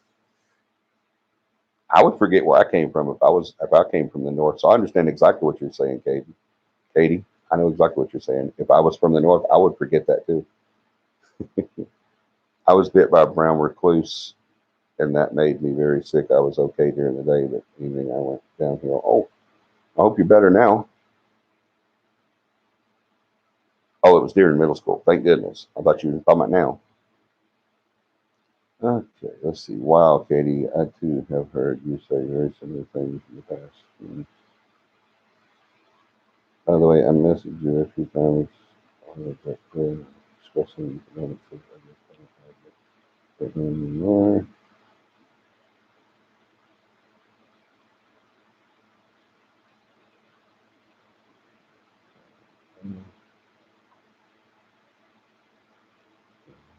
You believe that demons can just disguise themselves as loved ones or other people to trick you. Yeah, I know they can. We talked about that earlier. A demon can disguise itself as anything. Absolutely,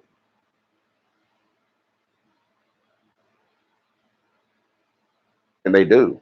I mean, think about it. We're in their turf. All right, this realm was given to them. All right, so yeah, they can definitely do that, and they do that too. They do.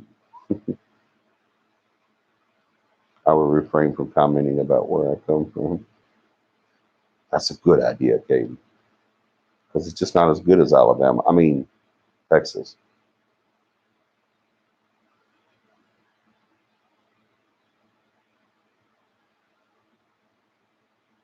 Hey, Cassandra, she's still here. I hope you feel better after your shower. Oh, that's the only time that old butt bone starts hurting is whenever I'm sitting for a long time. But this show is going pretty good, so I don't want to stop.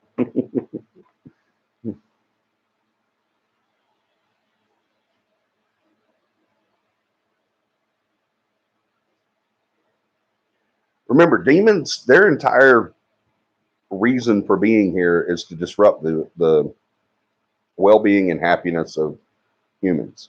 That's why they're here. Um, is to disrupt everything that makes us happy or well. And then they have unlimited power to do whatever they want to do to achieve that task, to achieve that goal.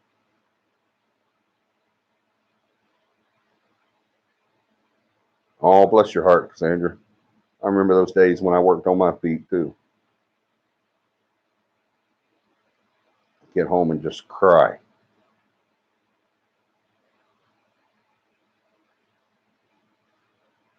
All right. Do we have any other questions?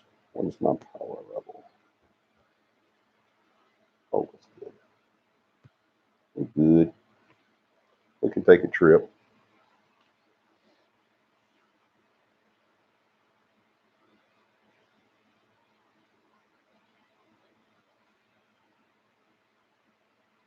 What did Tom ask? I didn't see it. The only thing we have planned right now is a camping trip. And asking if we're doing any investigations, I guess. Are you still planning on a road trip? Oh, I'm sorry. I didn't even see that. Yes, we are. But like John said, or excuse me, Beth, usually John responds, but yeah, that was Beth. Yeah, everything's on hold right now, but obviously.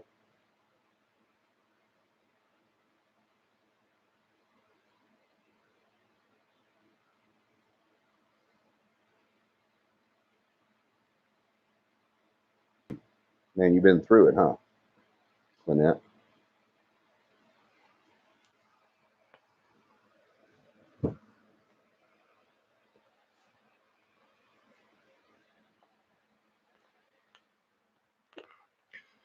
Oh, sorry. Had a cramp. I've been getting cramps today because I dug a very large hole. And now I'm regretting it.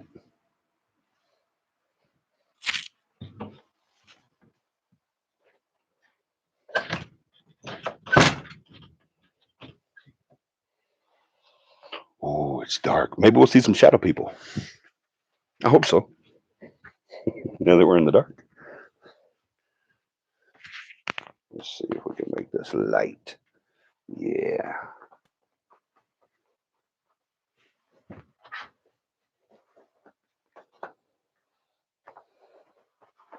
It's healing quite nicely, Laura. Thank you for asking.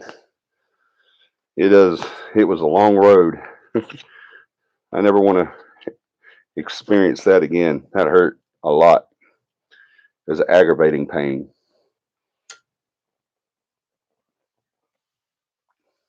Very aggravating pain.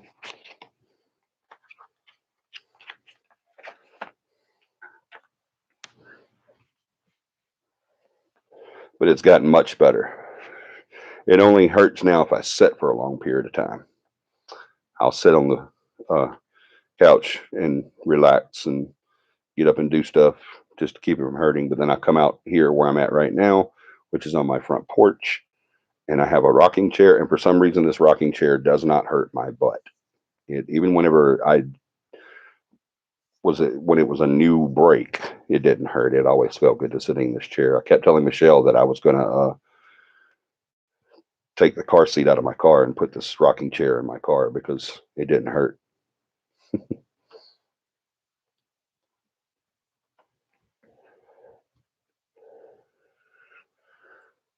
Cassandra, what happened? What are you talking about?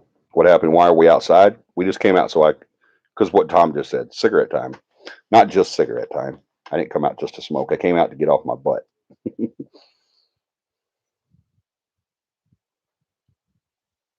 I think, is that what she was asking about, John? I'm sorry, Cassandra. Yeah, I fell on some wet steps and broke my tailbone. Um, and then a couple of weeks, I think, later, as it was starting to heal, I fell on some carpeted steps, and I think I re-injured it. So I postponed the recovery. Is there anything you can do about a demonic presence? Yes, absolutely there is. You can do a cleansing and get rid of it.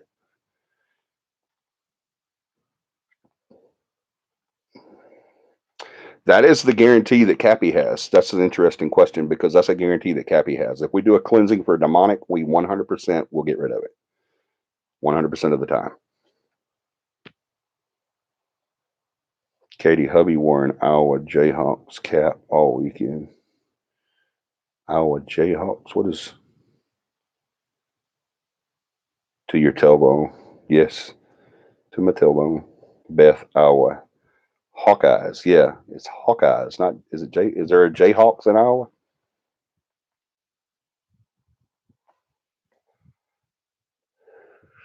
Oh, thank you, Cassandra. It's okay now. How can I guarantee that? How can I guarantee that it was? Oh, you're talking about. Yo, my mind is not working. I am so sorry, because I can. A demonic? Come on. There's no power greater than the power inside, right? If it's done correctly, you'll get rid of the demonic. Get Hollywood out of your mind, Kayla. Get Hollywood out of your mind. Get the exorcist out of your mind.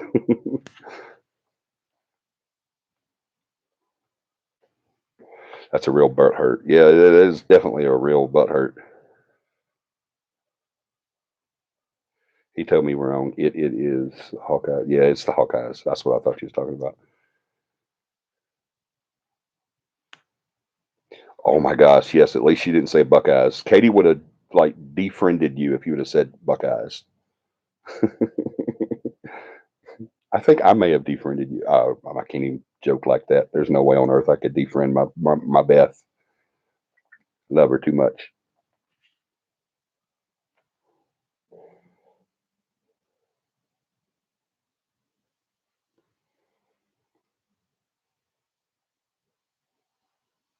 Well, that's good to hear, Lynette. I'm glad. Yeah, that's not something I would want to repeat either.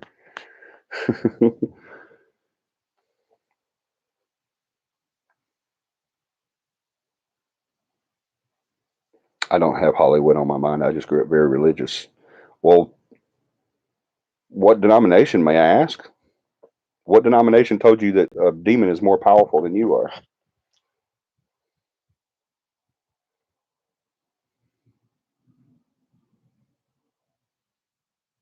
I knew what you meant. I knew it was questions.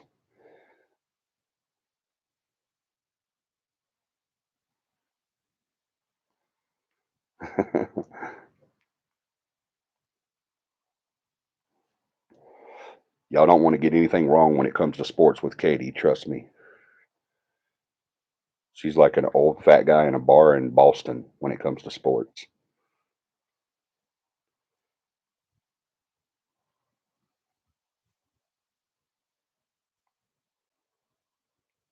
I know where you're coming from, Kayla. Well, tell me,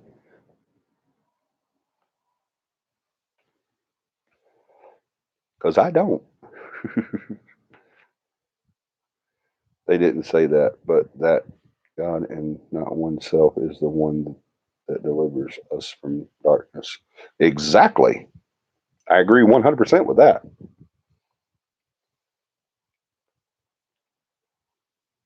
Has anyone ever seen more than one shadow person at one time? Yes, I have.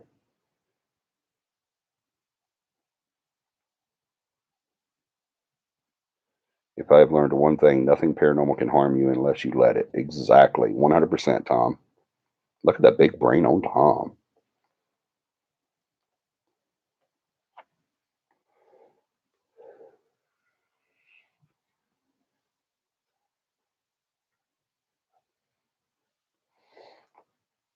Good luck with that. It took me a long time to get that insurance, Lynette. It's not an easy road.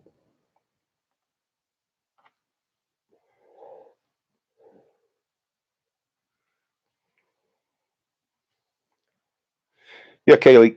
Kaylee. Why am I keep? I'm trying to say Katie and Kayla at the same time. I'm sorry, Kayla. I wasn't disbanding what you were saying. I hope you don't take it that way. I was just saying that.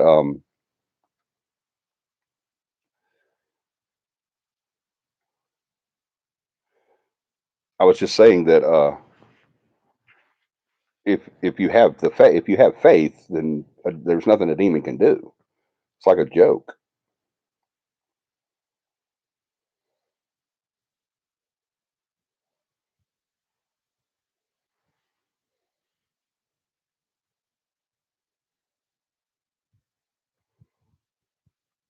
Laura, sorry, I missed your messages. It's been a crazy. It had. Yeah.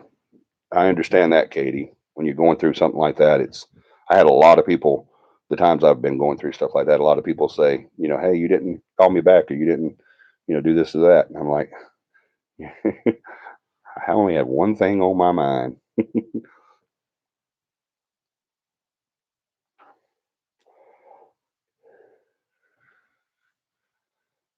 Can a non believer be possessed by a demon? I, I guess, but why? Why would a demon possess a non believer?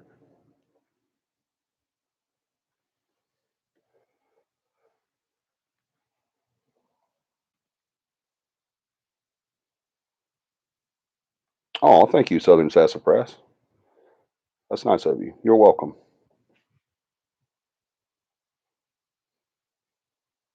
I don't believe that something odd is happening in my dreams.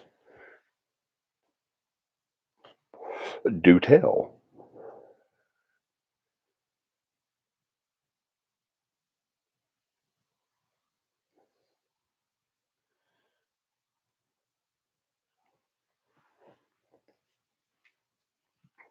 Y'all, side note, it feels really good outside right now.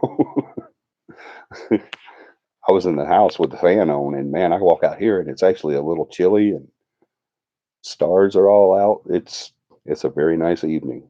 Very nice evening. I grew up Baptist. I have personally seen people that have been possessed, even with a priest. They have seemed to hang on after exorcism, depending upon the demon's strength.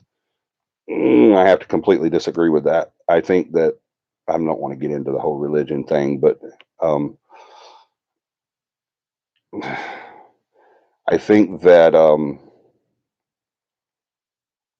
tell you what, Kayla, you grew up Baptist. Do you believe people can speak in tongues? Yes or no?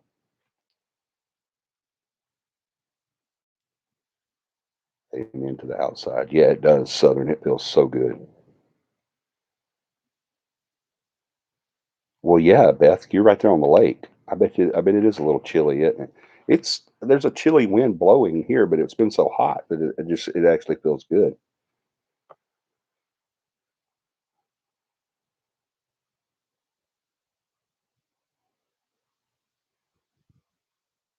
Oh, Lynette, well, you seem to be handling it well.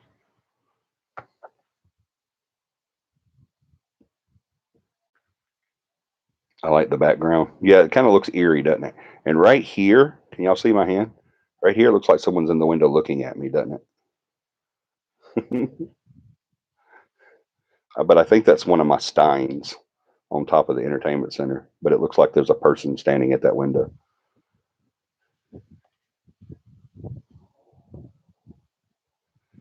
Thank you for call. I'll show that. It asked me to let you if I wanted to let you say that, Katie. Ass. Oh, and then you retracted it. You should have left it. I wasn't calling you fat. I was saying that you were like that fat guy in Boston in the bar when it comes to sports.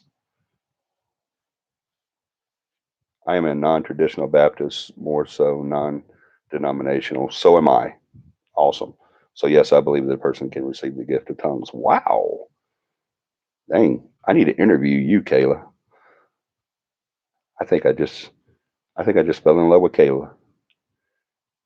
During REM sleep, it is very difficult to explain in too long, but the only organ that is not without sleep is the brain. Exactly, and that's where a lot of those images come from, Tom. Awesome. It's from our brain. Sometimes it feels like something is standing over me. When I wake up, I can't move. Yeah, that's not uncommon. The old hag syndrome.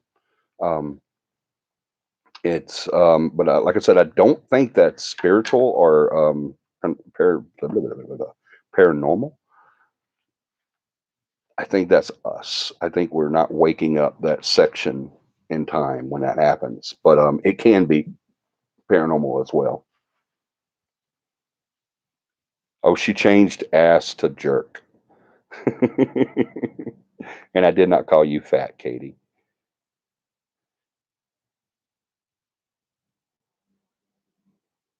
What is old hag syndrome? Oh, I'm sorry. Sometimes I assume people know everything. Um, Old hag syndrome is a condition where you're asleep and then you go in between what we call REM sleep, which is REM is nothing more than rapid eye movement. That's when we know we're in our deepest sleep is whenever we have rapid eye movement. If you look at someone in REM stage, they'll have their eyes closed, but you can see their eyeballs moving um, uh, under their lids, um, and the brain starts to remember. We've talked about this before. The brain has to have an excuse for everything. It has to have a reason why something is happening. It can't just say I don't know. So it'll make stuff up. All right. That's why we get I can never say the name of the word. John, put it up there when we see faces and stuff. Pareidolia. I can never say it, but uh, that's why we have that because the brain has to have a reason for everything, and it'll make up stuff sometimes as well. And when we get to that point to where we're in between those two stages of consciousness, um, and our brain is starting to wake up and we're starting to, our consciousness is starting to come in, but not all of our functioning is there. You understand what I'm saying? So we'll try to lift a leg, but we can't lift our leg, or we'll try to move our arms and we can't move our arms, and we'll try to sit up and we can't do that. That's not necessarily paranormal as it is mental, and not really mental as in a mental deficiency. It's we haven't gotten to that stage in consciousness enough to where we can command our muscles to move, to where we can, our brain can say, okay, legs, swing off the bed, stand up, go to the bathroom. We can't do that yet. We're still in that stage to where we can't control that stuff. And I see y'all's comments popping up. I'm gonna get to them. But old hag syndrome, on one side of the spectrum, people say that it is an old hag, an old either demon or dark entity. My glasses keep falling off. I broke the leg on my glasses, y'all, so they keep sliding down. I'm sorry, but they the paranormal side of the spectrum says that it is an old hag, an evil or demonic or dark entity that is laying on our chest and holding us down. And people have even visually seen an old hag sitting on top of them. This old demonic or evil looking old lady holding them down. Once again, that's that. Um, that's that side of our brain that's trying to make sense of something. That same side of the brain that sees a man smiling back at him in the moon. Or sees a face in the darkness or in the trees.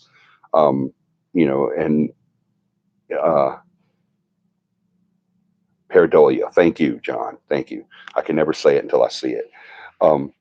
And that's what that is. That's our brain has to make up something and to make sense of it. And so, um, like I said, the paranormal side of it says there really is something there holding you down, and it's an evil spirit or whatever. The scientific side of it says it's just our brain trying to make up a reason why we can't move, why we're paralyzed.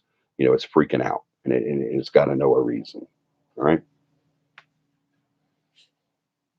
During REM, the body is frozen, so can do a self check. Thank you. Yep, pretty much in a nutshell, Tom. Thank you. And when I was in elementary school, I bruised my tailbone by sitting on a piece of metal that was sticking up in the garage. So I kind of, ooh, sounds very painful. So, do you think shadow people are intellectual or just reoccurring manifestations of energy? Perhaps maybe both. I'm sorry for asking so many questions. I've dealt with my own paranormal. Southern, please do not be sorry for asking questions. That's what this show is all about, man. That's our lady. I'm sorry if you're a lady. I don't know, but that's what this show is all about. That's what we do. CAPI. The reason why we have this show is because we want to get the real paranormal out there instead of the stuff you see in Hollywood and reading books and all these people that think they know the answers, like the person that told so and so that people can be demons and people can be angels, whatever. Blah blah blah.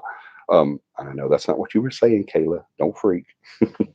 But I'm trying to not step on any toes tonight since that one, what was it, Victoria or whatever her name was? It seemed like she got upset. I didn't mean for her to get upset, but I thought she was playing the game.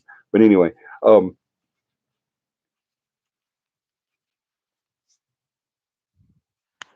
So, do you think shadow people are real? I'm having to read the question again. I'm sorry, I got off track.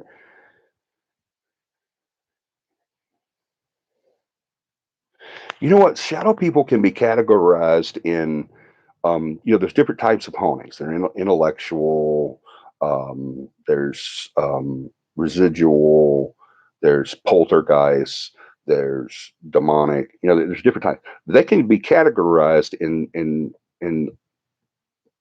I guess if whichever way you believe or whatever um, theory you've come up with, they can be categorized in pretty much all the different spectrums of types of hauntings.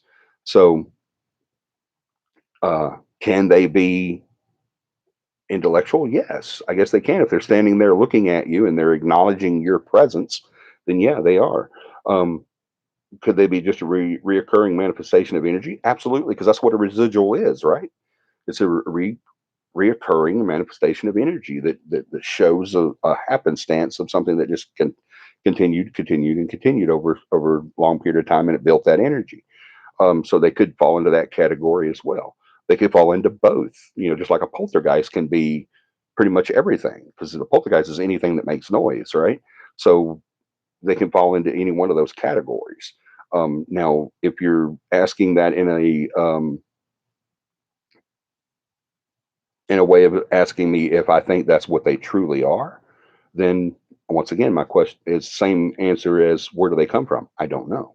Um, but I think that they are, in my personal belief. Once again, this is my personal belief from experience. I think they are intellectual, um,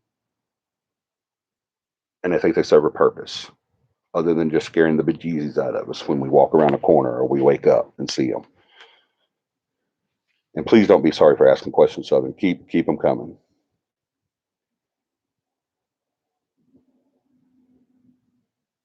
If you're into computers, your bias is running slower than your others. Yeah, I guess that's one way to explain it. I'm not into computers, but I got that.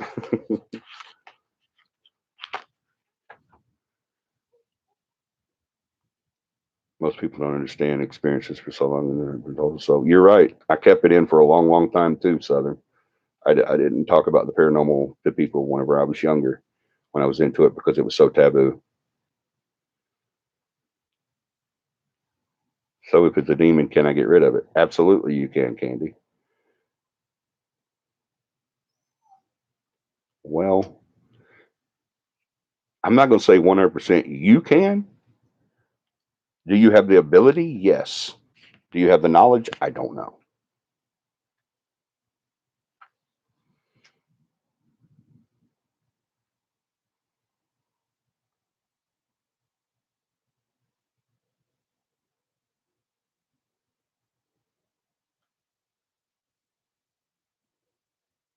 Residual, intelligent, poltergeist, demonic. Right. That's what I said, isn't it?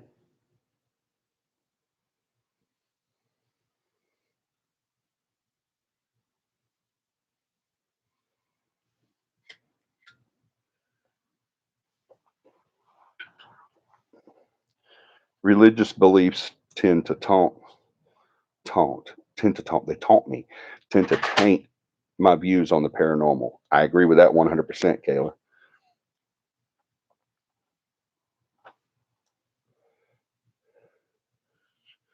Yes, radar. I know you just can't help yourself. You're just too good. That's why I love my team so much. How, Candy? I can't do that. I'm sorry. I don't teach people how to do that.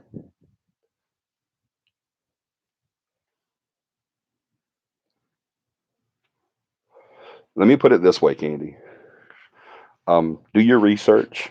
Talk to your. I know you said you're a non-believer, but if you can't say I'm a non-believer and still believe you have a demon. Doesn't work that way. Sorry. Um, you either if you believe in demons, if you believe in the evil, you've got to believe in the good, right? So you can't have it both ways. So talk to a minister. Um, maybe read the Bible. There's a good way to do it. Get you a Bible that has a um, study section in it, and just put that in there, and it'll tell you. on this, but I don't do that. But to put that in terms, if I have a member of my team that wants to do demonic work, that wants to, when we go into a situation, um, when we first get there, and if I see any indication that this is demonic, my team leaves and I stay by myself. They have to go. Um, for a team, someone on my team, and you guys will just have to ask my team members how I feel about my people on my team, how much I trust them, and how much I love them, and how much I care for them, and how much I would step in front of a bus for them, and I know they would do the same for me. We're just that tight. We're not a team. We're a family. Um, but for someone on my team to even start to learn what to do in demonic situations, they have to be on my team for at least 2 years and investigating that for those 2 years before I can even start to go into that.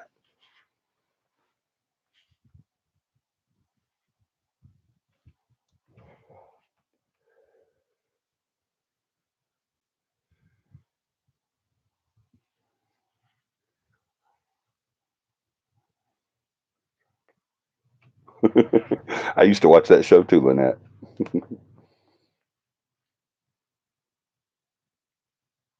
For every action, there's an equal and opposite reaction. Yep, absolutely.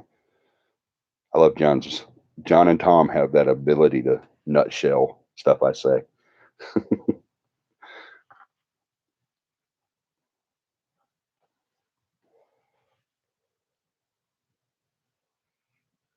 100, brother. I love my Beth. Y'all, we got to see each other. We didn't tell y'all that, did we? We got to see each other. Me, John, Beth, Tom. It wasn't the whole team, but it was some of us. We got to actually see each other. It just worked out to where we could be in the same place at the same part of the state at the same time, and we got to actually see each other. It was brief, but it was amazing. The rest of my day was just wonderful. I was in a really bad mood that day. Um, I recently lost a friend. A friend passed away, and I was just in a down and hearted way, And but that meeting up with them and getting to spend the few precious moments we got to spend together really made me feel a lot better. My experience with shadow people have always seemed to feel more like curiosity. You know what, Southern? I agree with you there. I've That's why I kind of tend towards the Guardians of Realm, because my experiences with I've had experiences where I didn't feel this, but most of my experiences with shadow people have been to where they are curious. They're studying us. They're there to because it's not to me. I've had experiences with shadow people that were threatening, um, but I usually called that threat up first.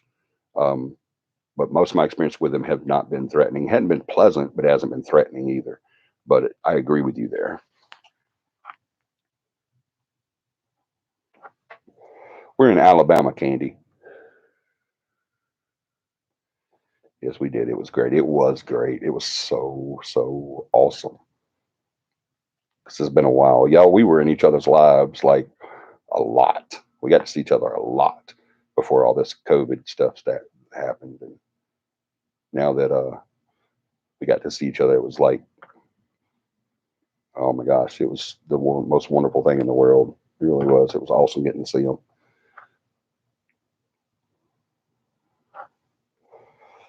My experience with a shadow person scared me. Yeah, it can. And like I said earlier, it can definitely make you hurt yourself. If I decide and I need help, can you help me? Absolutely. Where are you at, Candy? What state are you in?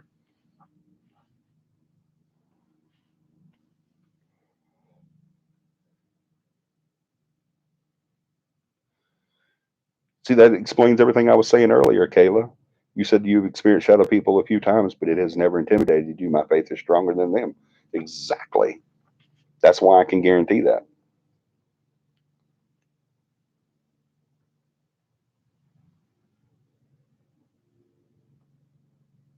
Uh oh, Lynette. I'm sorry.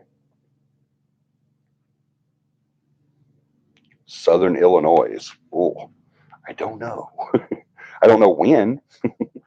We are going to do a road trip when we can, but I don't know if we can come to Illinois or not. But what I can do, John or Beth, either one. Actually, Beth, that would be your uh, your field. Beth, will you pop your email up there and let her email you? And what we can do, Candy, is I can vet teams for you and get a team that is up to par to see if they can come in and help you. Based upon what I'm hearing, Shadow can't hurt you, but can cause you to hurt yourself. Yeah, they really can if you scare you enough.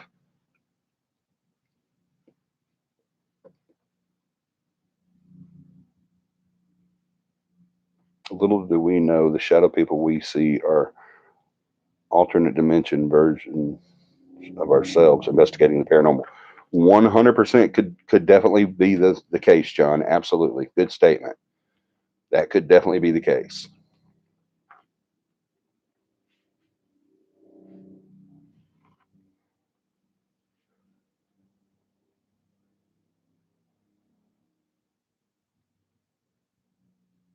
See, I am way too sensitive. Don't think I would be good for paranormal investigations.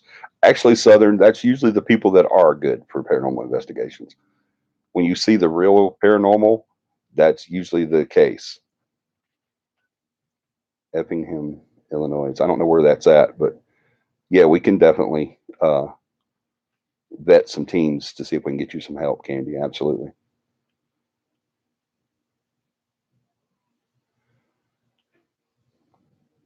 Well, I was trying to. I agree, Kayla. She can check with a priest, but I was trying to steer her away from that because she says she's a non-believer, and I didn't want to put her in a position to where she has to, you know, to do that.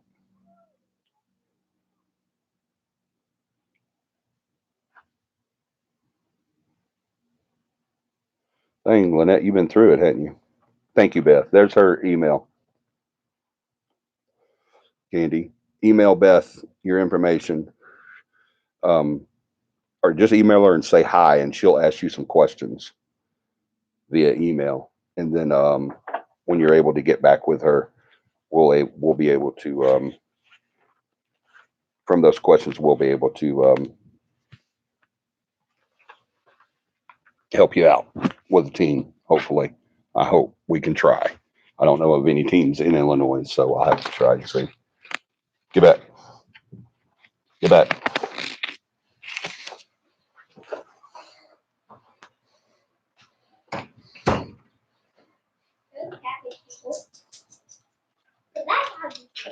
Lock for safety.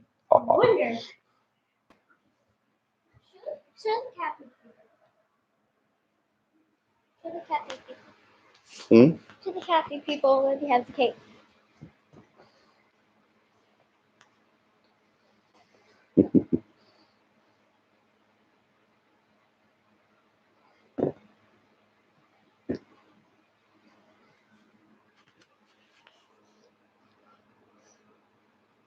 Did you show the CAPI people?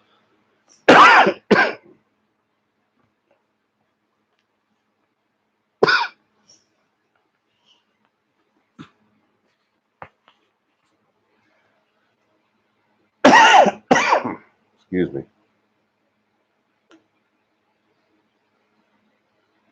Put it on charge, Beth. It's so nice to have a safe place, a safe space. Yes, it is.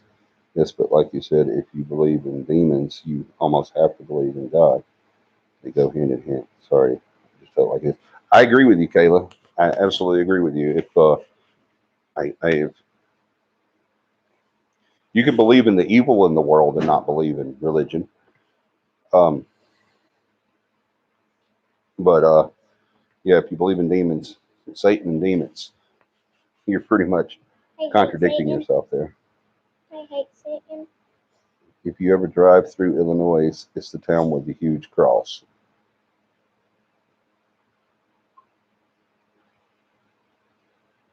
Yes, especially 260. Excuse me, or 280. 280 is definitely Effingham. I hate that road.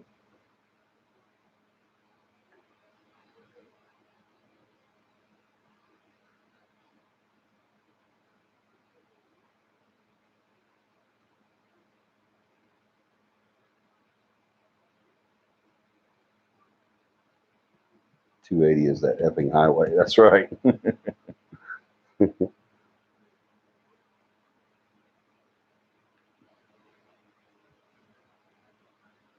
Southern, where are you at?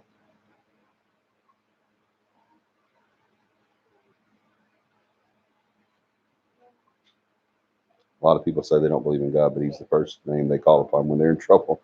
That usually is the right statement. Yep, I agree. Good night, Tom. Oh, Silicaga. Southern, we are looking for 2 investigators. We are looking for 2 investigators right now.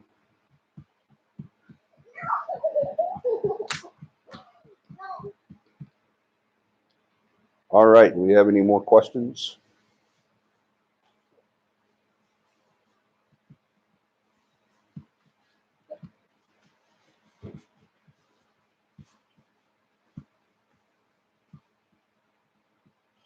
I think about it. Okay.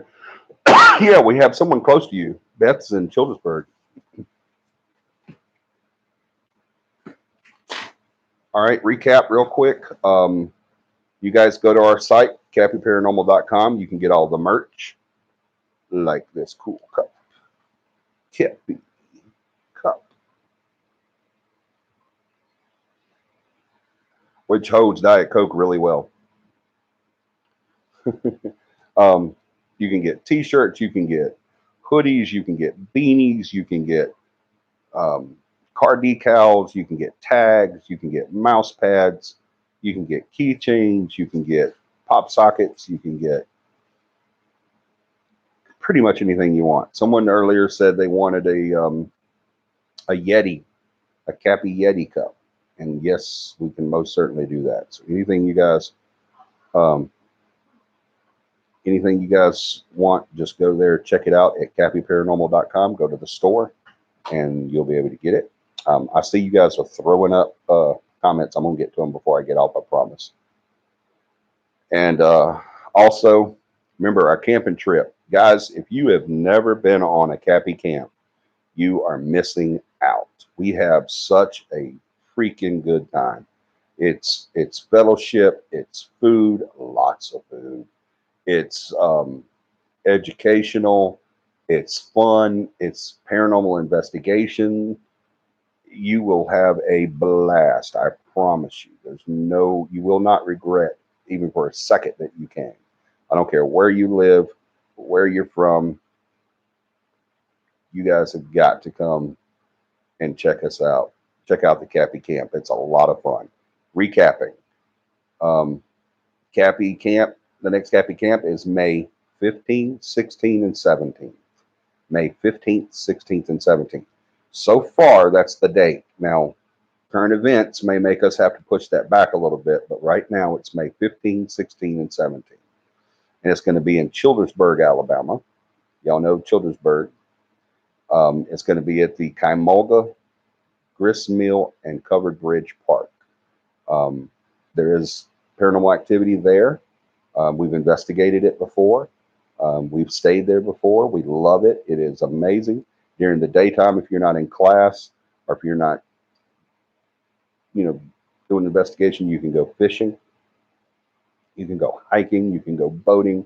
It is a blast. It is a lot of fun. It truly is. I can't wait to get back there. It's so, so, so fun. And uh, the way we do it is on Friday we get there. That's the meet and greet, and everybody's setting up their tents and parking their RVs or campers or whatever. And um, that night is our first dinner. We'll have a big dinner for everybody, um, and it's kind of like everybody brings something, and we never have a shortage of food. I promise you. Um, and we've got some really great camp cooks, some awesome camp cooks. If you've never had the founders, which is me, if you've never had his baking cakes, oh wow, you will love them. I promise you. You'll wake up Saturday morning to heaven on your plate. Baking cakes are awesome. Um, but we grill, we cook, we have a great time that night. But Friday night, we get together, um, and just everybody just chills out and just relaxes and get. That's our get to know you phase. It's Friday after all the camps are put up and everybody's ready. They've got their their temporary homestead done, whether it be a tent, a camper, or RV, whatever. They've got all that done. Then we, build this big fire and cook and just have a great time and hang out and eat s'mores and tell ghost stories. And it's just a blast. Saturday morning, we get up around 10 a.m. And well, you get up a little before 10 a.m. At 10 a.m., the class starts. That's when you do the classroom section of the training. We go pretty much that whole morning. It's set to be 8 hours, but sometimes it doesn't go that long, and sometimes it does. But we do the classroom part, and that's where we sit down with your booklet and your instructor, and you uh, learn all you need to know about investigating hauntings. Then that evening we do the hands-on. Depending on how long the class takes, it's either that evening or that afternoon. We do the hands-on training where everybody gets to figure out how to use the equipment.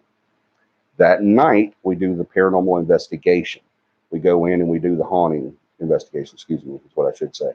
We do the investigation there at Gristmill Park. There's activity there. It's a great place to investigate. We always have a really, really good time.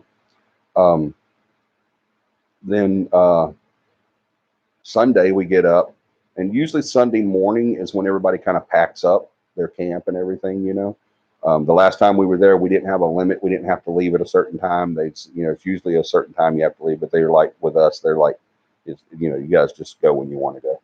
But so that morning we usually get up and everybody kind of packs up and puts their stuff up and everything. And of course we'll eat breakfast first, and then we kind of pack up, and then we'll eat lunch and everything. And then everybody does their that's when we hand out certificates and all that stuff like that. You do get a certificate for the class once you complete the class, the hands-on and the paranormal training. And then we say our goodbyes and exchange phone numbers and love on each other, and then we leave. It is a blast. You guys, if you've never been to a CAPI camp, you need to check it out. It is phenomenal. I look forward to the next one every time I leave. And I usually around Saturday evening, that's when I start getting sad because I'm like, everybody's going to leave tomorrow. Nobody wants to leave. As a matter of fact, the last one we were on, there was several of us talking about staying. We were talking about calling in sick to work and staying another night. I mean, it's just that much fun. But yeah, it's a lot of fun. It really is. Um, let's see. Let me catch up with y'all. Yeah.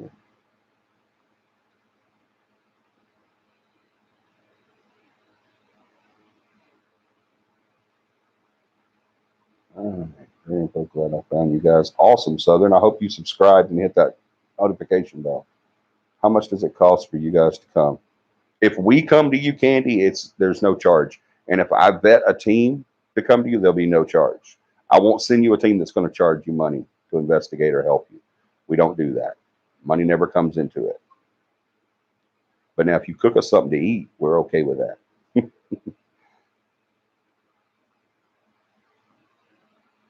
Oh, don't charge for investigation. Yep. Where's the camp cafe located? It's in Childersburg. I think I said all that. Oh, charge for investigation.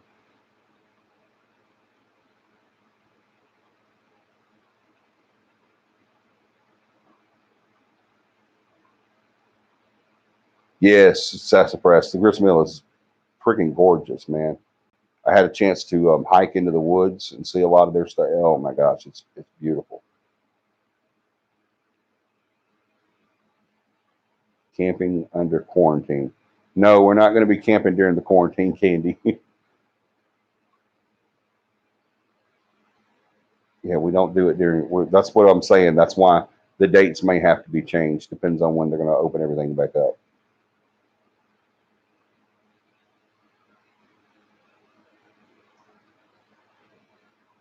Yeah, we're definitely praying it'll be lifted by then. Depends on whether we are going. Yeah. Mm, that's what that means. A message for Facebook page. Awesome, Southern. I've been a message.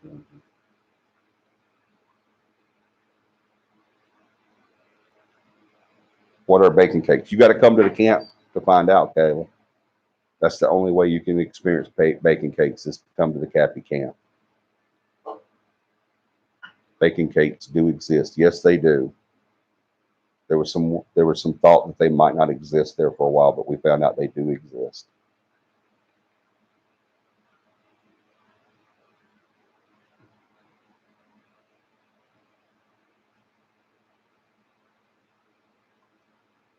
Ooh, Katie, that sounds good. You might have to get her to make that and bring it with you.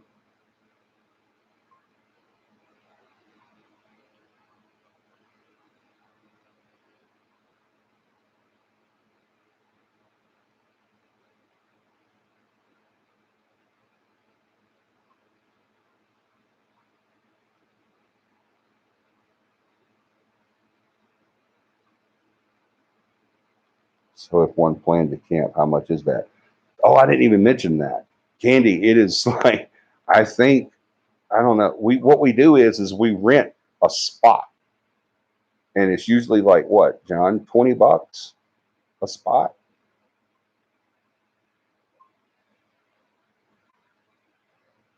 I think it's like $20 a spot. Correct me, Beth or John, if I'm wrong.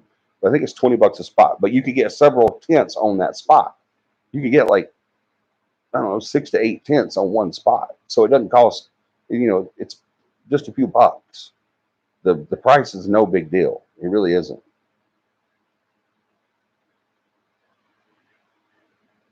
Katie, do not apologize for that.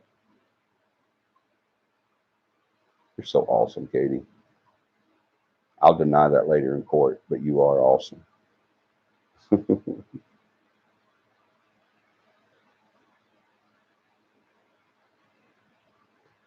What you've been going through, who cares if you ever send them? Bless your heart. Yeah, send them when you can, and just no rush. It's not like we're doing the cookbook tomorrow. Okay, yes, $20 per site. And now John, he elected what he wanted to do is he decided he didn't want to be up with everybody else. He has John, y'all. John is like a professional camper. He has a huge tent and all the stuff he puts up and makes an awning, and I mean, just it's crazy. He's like a professional camper. He wanted to be by himself, so he paid $20 for a spot. But now everybody else over here that's like in this big section, I think what I did was is I like paid for one spot. I think two of us paid for the spot. I think is what happened. So don't let money be an issue on that. You're not gonna have to pay for the class and then a huge camping bill too. So I mean, don't even worry about that.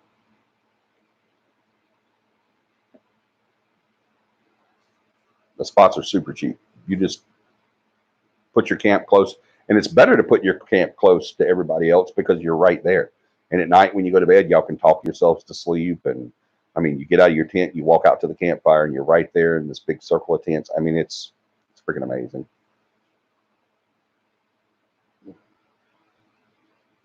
I like some good old barbecue. Me too.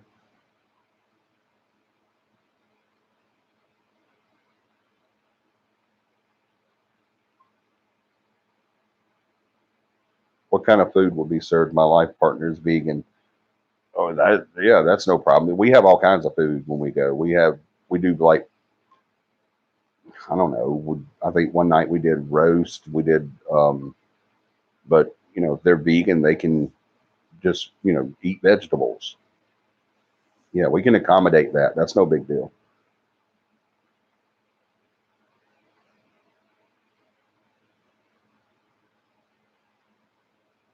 I snore bad. I didn't want to keep everyone up.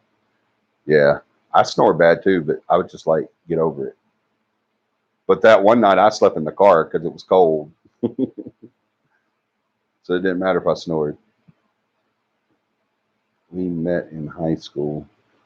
He came up to me and told me he liked what? I asked him. He said yes. He's fine.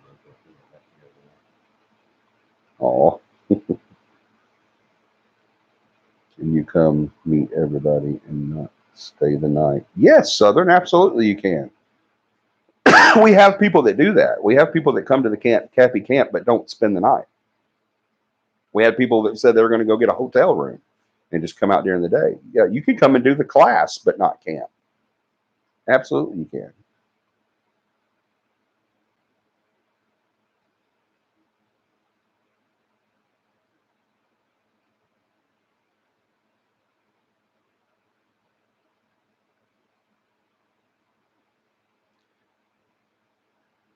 Yes, Kayla, there is power.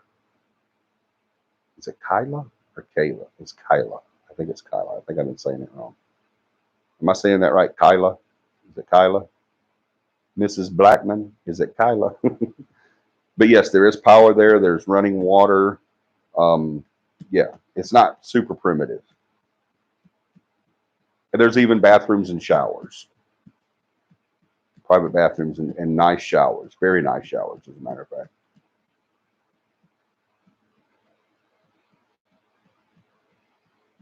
Maybe you could get rid of my hag if I come to the camp. Absolutely. Candy, you need to come and take the class. That way you can deal with anything that comes up.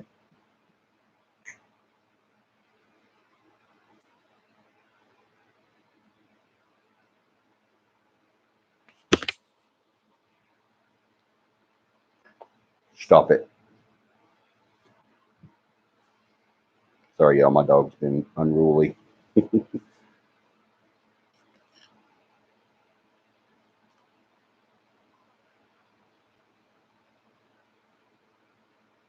Hello, Rachel.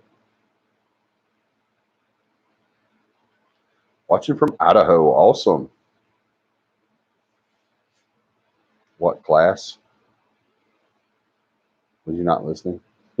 That's the whole point of the CAPI camp is we do a class, the haunting class, so you'll know how to do paranormal investigations.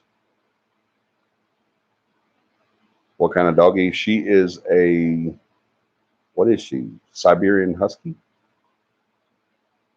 Yeah, Siberian Husky. And she's pure white. I don't think I can get her to come over here. Livy, come here. I got onto her, so she's not going to come over here. She walked over to the other side, but I can show you a picture of her. Hold on.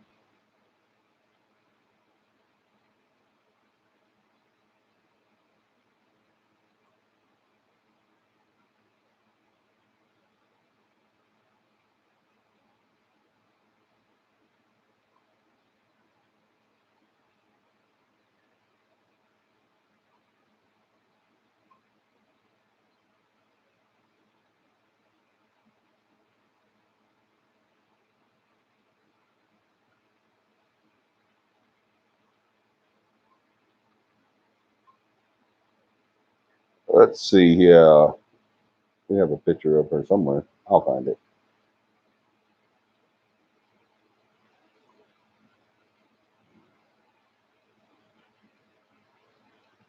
She is not my the president of my fan club right now. She got out twice today, and we had to chase her through the neighborhood. So she got scolded, and then now she's been a bit of a butt. So she had to get. I got onto her again. So now she's not my favorite fan. She's not my fan anymore. Or right now she's not. Here she is. I don't know if y'all can see it.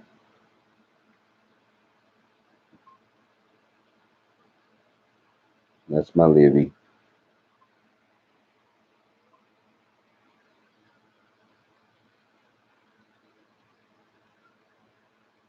She's a big old dog. She's a big Siberian Husky. She's my baby.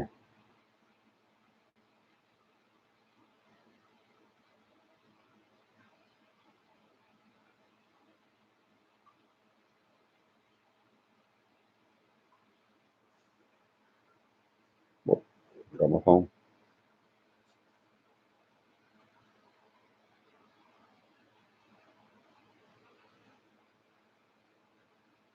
Do I ever come to Idaho? I have been to Idaho, yes, but I not to investigate.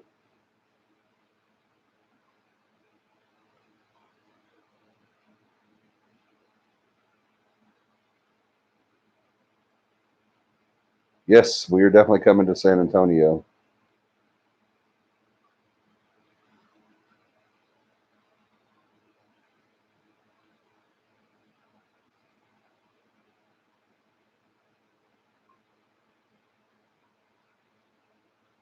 Single moms or 4-year-olds still fighting from the rest of these marriage. Uh-oh.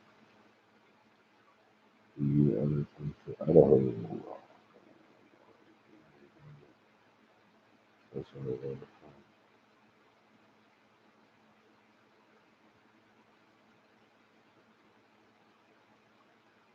Now you want to see her on camera? I seriously doubt she'll let me do that. Libby, come here. Come here, baby. If y'all have ever seen a dog give a go to hell look, that's what she's doing right now. She's not. She's not happy with me.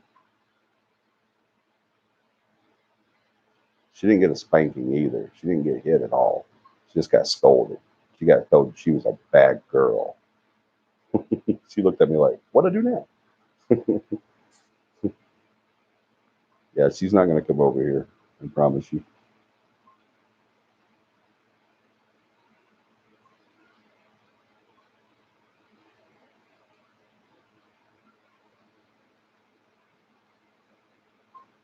Fill up my voice.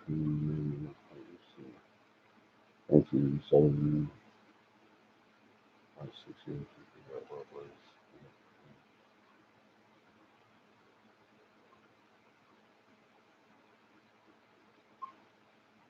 I recommended gluten-free diets. Last camp, I recommended gluten-free diets. Yeah, that'll work for you guys. That's fine.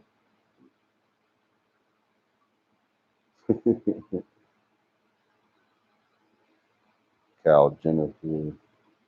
um, Jennifer says I'm the hag of the relationship. Uh-oh. Give her a treat.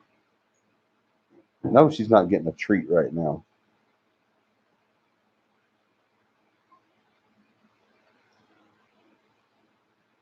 You have to protect your child if you need help. And you are in Atlanta, I can tell you resources available. For myself for 5 years.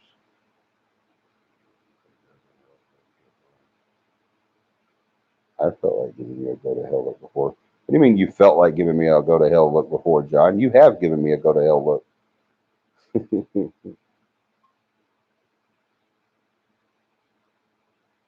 I feel not on.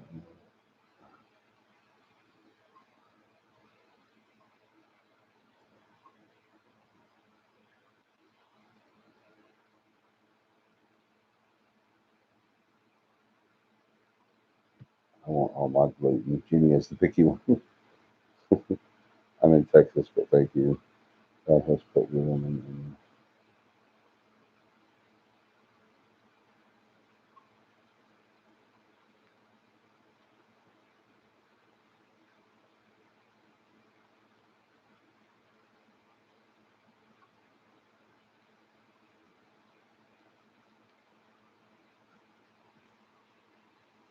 What on earth?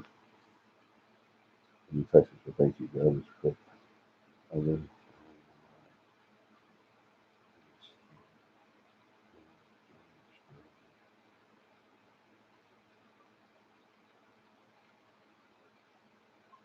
Good grief. Support systems are important. Okay, girl. Thank you again for the good, great info. Look forward to learning more. Awesome. Thank you, Southern.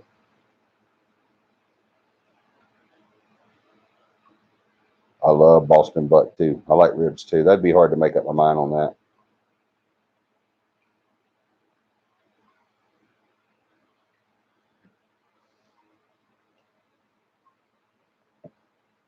Bye, Southern. Have a good night. Welcome to the show. We'll see you next Sunday. You did subscribe, right? If you did not, please go do that. If anybody is on right now that has not subscribed, please go hit that subscribe button and smash the bell so that you'll be notified when we're on. My friend wants you to come to Durham, North Carolina. I've done a lot of investigating in North Carolina. I don't think I've done anything in Durham, but I've been close. Good night, sassafras. That's just fun to say, isn't it, Beth? Good night, sassafras.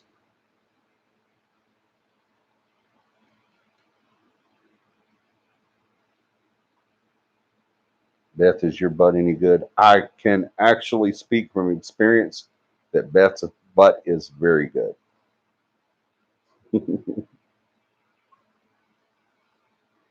Her dad is buried there.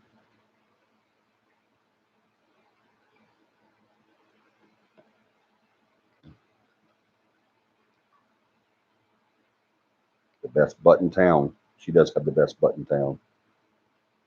Her husband thinks so.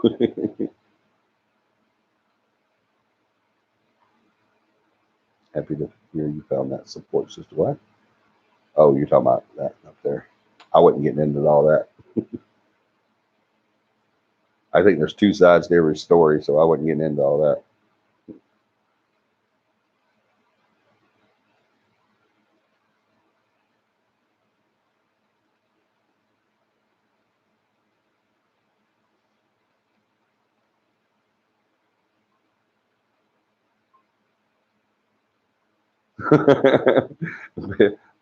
Kayla wants a piece of that butt.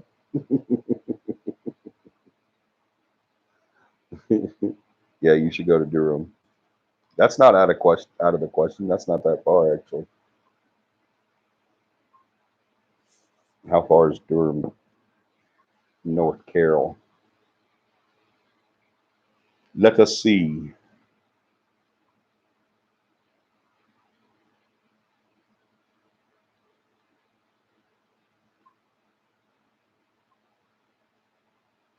I already know Texas, San Antonio, we're going there, and it's like over 800 miles. So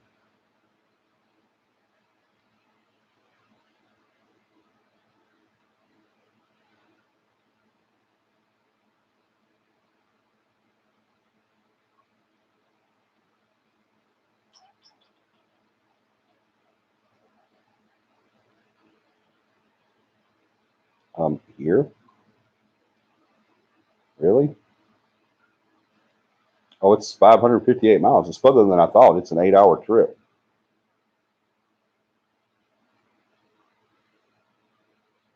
558 miles. So I've been there. It seemed like it took that long.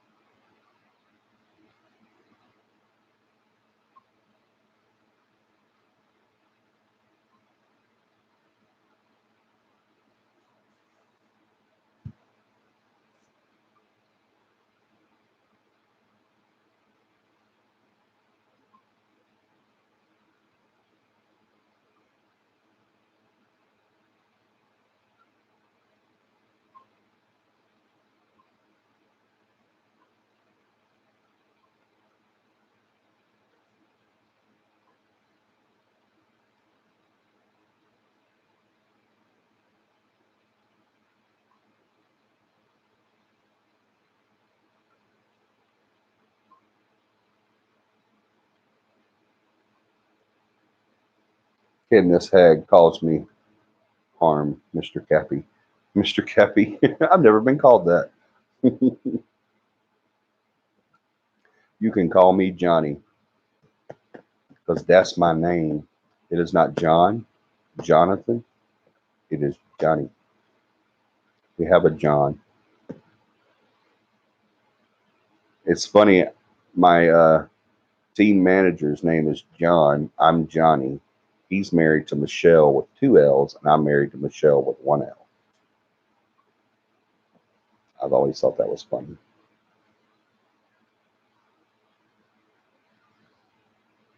No, Candy. Um, she can make you hurt yourself, but no, she can't harm you. As a matter of fact, it's most likely not an old hag. It's most likely in your head, basically. Not meaning you're crazy or anything. It just means that's what the old head syndrome usually is. Break me off a piece of Beth's butt, please.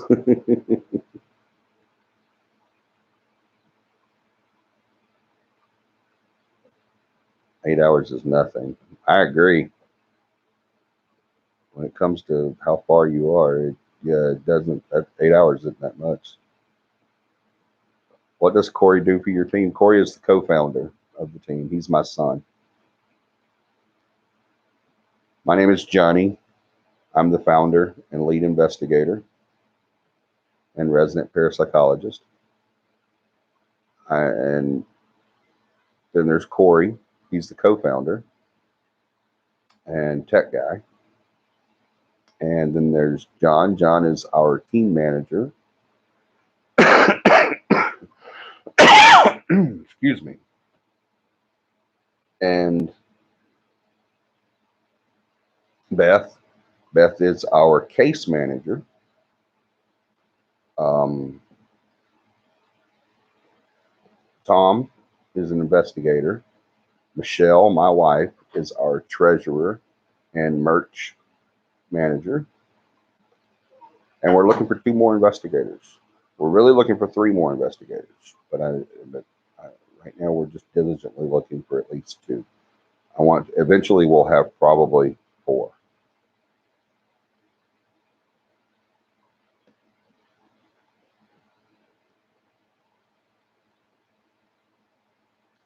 Anyone that talks about Beth's butt can call him Johnny. That's right. I thought you were Mr. Cappy. I am not Mr. Cappy. No. I thank all of you for all of your support. I sincerely appreciate all of my Cappy family. Love you all. Oh, thank you, Katie. We love you so much. I wish we could do a lot more. I really do. That's the crappy thing about having a friend that you love being so far away. I wish there was a lot more we could do. But all you got to do is call, Katie. Anytime. That's butt must be the bomb. It really is, y'all. Y'all got to try it. What's Corey look like?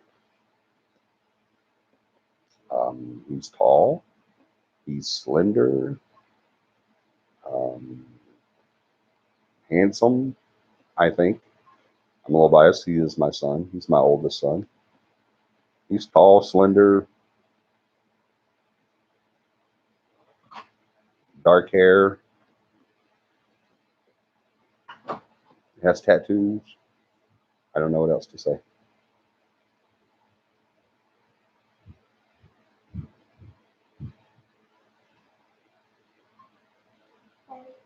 Yes, some of our first videos on Facebook, Corey's in some of those. I think he's in some of these too. Oh, pretty. Is that your new one? Well, Mama found it. Okay, it's cute. So when are we gonna go to the pool after that? What would my friend have to do for you to come out and check out the cemetery and talk to her dad? Why would I check out a cemetery? And I don't talk to ghosts. I think you're getting us wrong. Getting us confused, not wrong. Something just crashed in our basement and nothing was there. I think I've made a mistake coming here tonight. Things just felt wrong all of a sudden. Well, you coming here tonight didn't have anything to do with that, I promise you.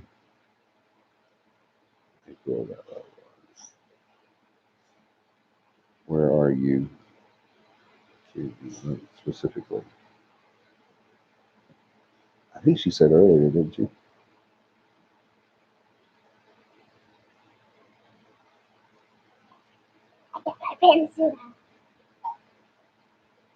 She's showing off her new bathing suit. No, sit down. I don't want you on camera with the bathing suit on. Sorry. Come on. It's just a dad thing. You wouldn't understand. Dancing's are fun. You need to go get your night clothes on. It is super late. Mama told me to go into the shower. Oh, okay, we'll go do that then. And when you get done, don't put that suit back on. Put your night clothes. Okay? She's such a nut.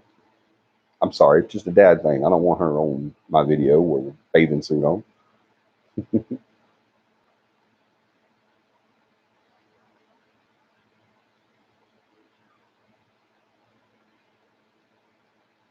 Happy team manager John Bowen. Can you explain what you do again? He's the team manager. He manages the team.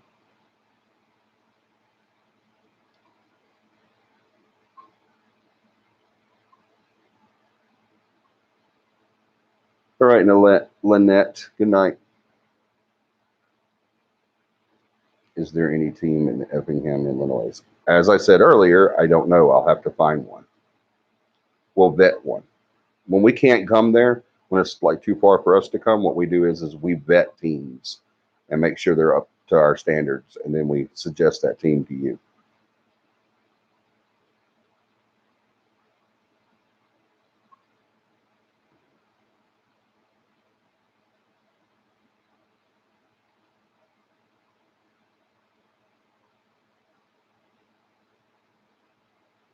I tell people what to do. That's right. He usually tells me what to do. He the boss. Actually, Beth is the boss. Beth is the real boss. Y'all just don't know. Beth is definitely our team boss. They call me boss man, but Beth is the real boss.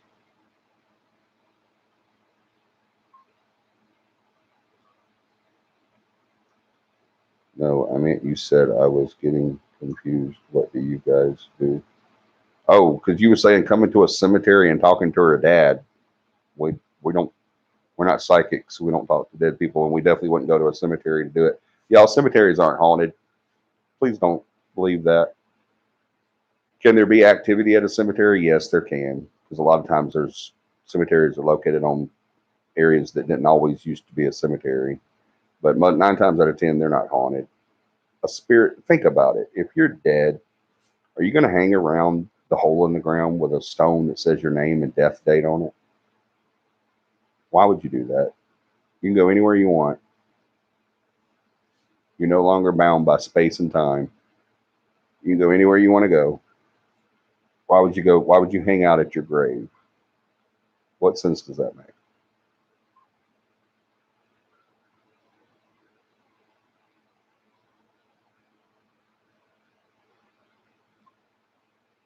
That's the only reason I was saying that is because we don't go to cemeteries and talk to ghosts.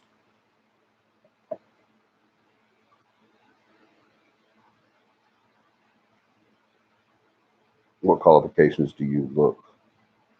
What qualifications do you look? I don't know what you mean there. How do you vet a team? I'm sorry to ask all these questions. We contact the team, and I talk to the founder, and I ask him his beliefs and their practices, and if they match ours, we send their information to you. What qualifications do you look for in a new team? Just what I just said. Yeah, we call them up and we. You mean a new team or a new team member? Can you tell me what you guys do? We investigate the paranormal. I'm sorry. We go in and we try to obtain evidence of a haunting.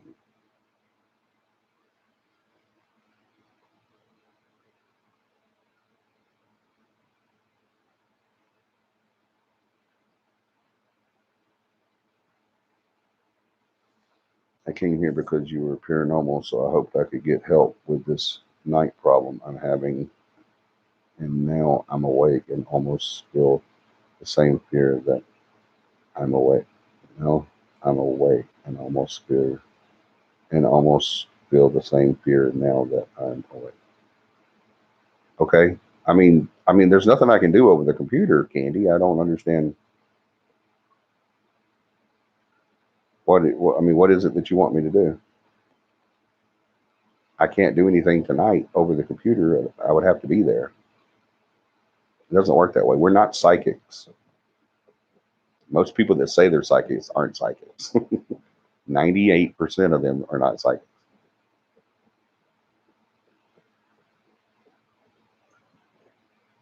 I hate this feeling. I cannot understand how a demon can infect you when I don't believe in God. I don't understand that either.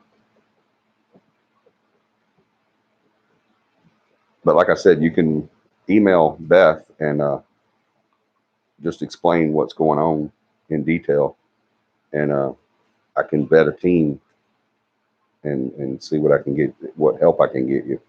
But I mean, there's nothing I can do right now.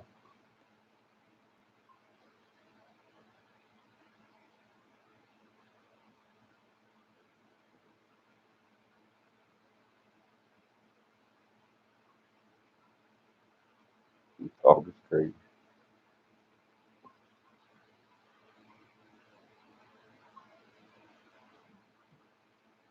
I usually feel while I'm asleep tonight, it's hitting me awake. What is hitting me? What's that? What's happening?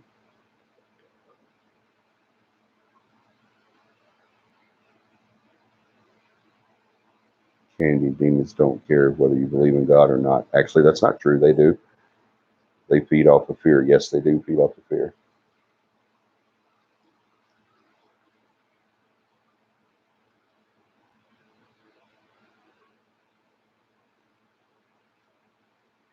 Tightness in my chest, total feeling of being overwhelmed. You need to call 911, Candy.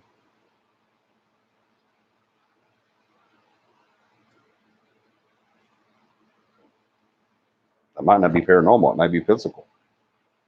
Paralyzed feeling. Yeah, I think you need to call 911.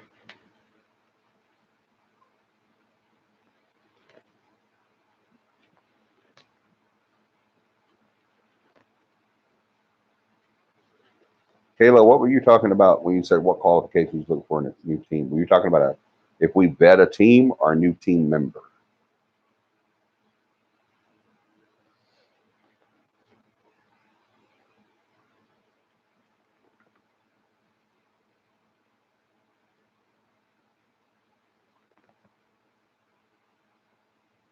Levy girl.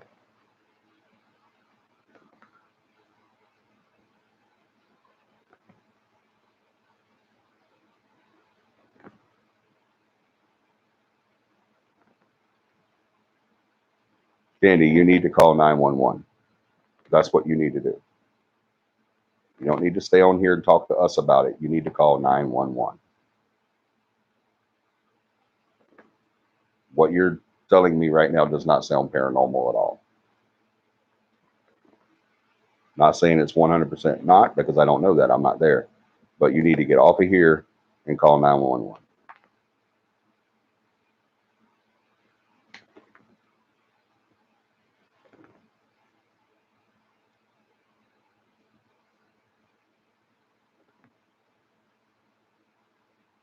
Worrying about demons, taking breaths, definitely take the deep breaths, and praying and all that's great. Do all that. But right now, get off of here, pick up your phone, press 9 and then 11. Tell them your address and tell them you're having chest pains or tightness in your chest and anxiety, and they will come. If it's paranormal, then they will find out that you are fine and they will leave. If it's not paranormal and there's something going on with you, then they will know that and they will take you to the doctor and get you help. But that's what you need to do now is call 911. That should be your first priority. Jen is calling now. Good. That's what needs to happen. She thinks I'm going crazy. We don't care what Jennifer thinks. We don't care if she thinks you're going crazy. We really don't. What we care about is your health. She can think that. And you may be, but who cares? Nothing else matters. God, demons, all of that stuff, nothing else matters. Right now, what matters is getting you help. All right? And I'm not saying God doesn't matter, so don't trash me on that. I'm saying right now, you need to find help. God put that there for you to have help. Put 911 and put those paramedics and everything else there for you to have help. Now use it.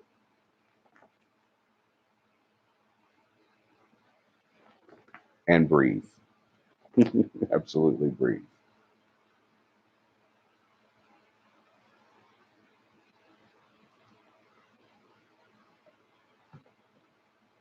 That's a big part.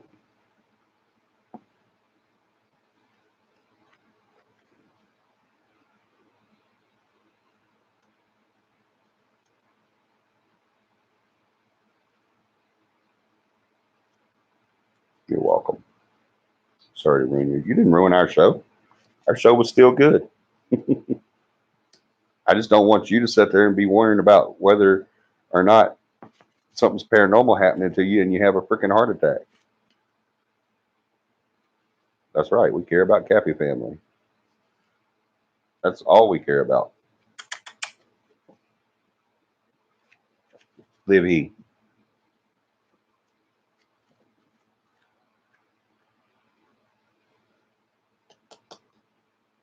Come here, Livy. Come on. She's not coming, y'all. She's super mad at me. She's like a kid. She does something wrong, gets fussed at, and she's mad at me.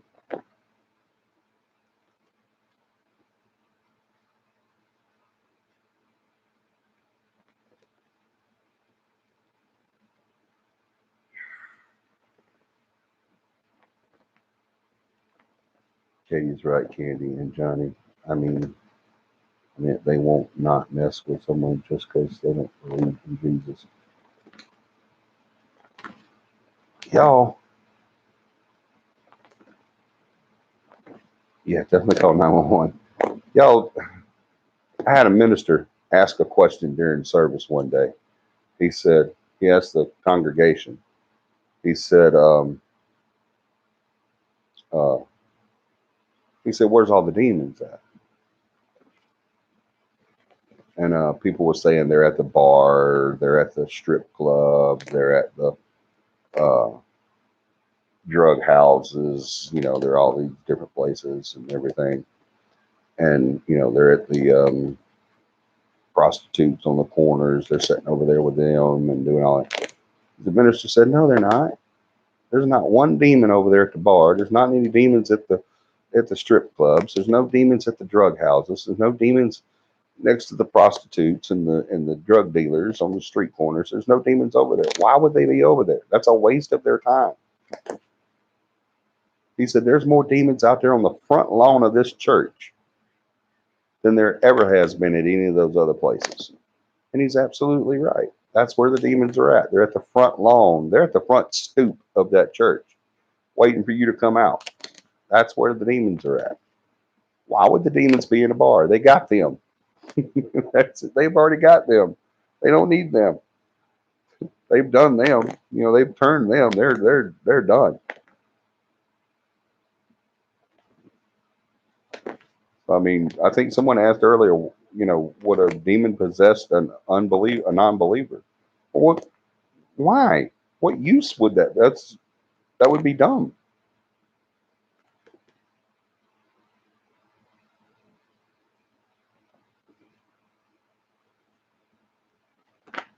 It doesn't make sense for a demon to waste his time trying to get somebody that is already going to hell. So, I mean, and I'm not judging anybody and saying you're going to hell if you don't believe. I'm not. I mean, that's what Christianity says, but that's not my place. That's between you and God. What I'm saying is don't sit there and paint a pretty little picture of your life and your religion, thinking you're okay because you're a Christian and you're in church. Demons aren't going to mess with you when because they're too busy over there with the drug dealers and the prostitutes and the murderers and the alcoholics and the strip clubs and the whatever. They're too busy, and the politicians, they're over there. I had to throw that in there. They're too busy messing with those people to worry about you. They're not messing with those people. They already got them. Why would they? What is going to happen at the bar that they, need?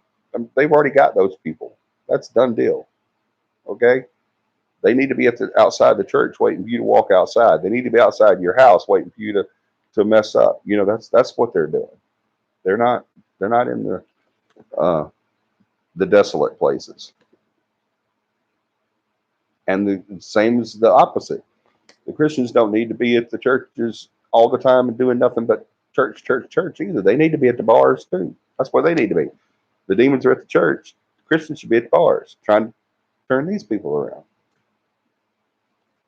Jesus said, go amongst them. Go out of the house. Go amongst them.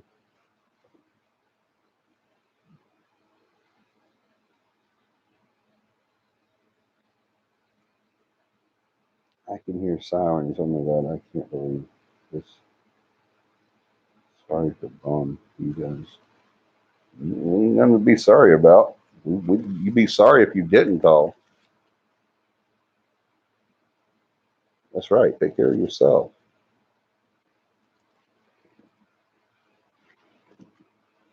It must be a demon. I think it's no demon. I think she got something going on. She needs to get checked out.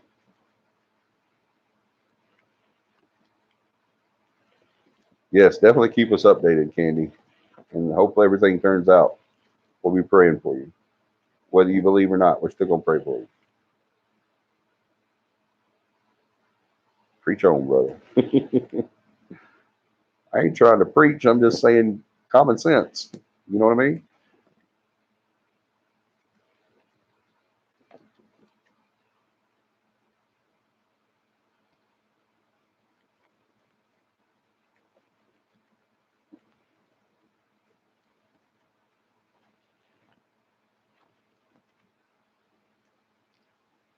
All right, guys. Well, I think we're going to call it. We've been on a little over 3 hours. I think we're going to call it for the night. Um, Candy messaged me. Yeah, that's an awesome idea, Beth. Thank you. Yeah, message her and let her know how you're doing. Hopefully everything turns out all right.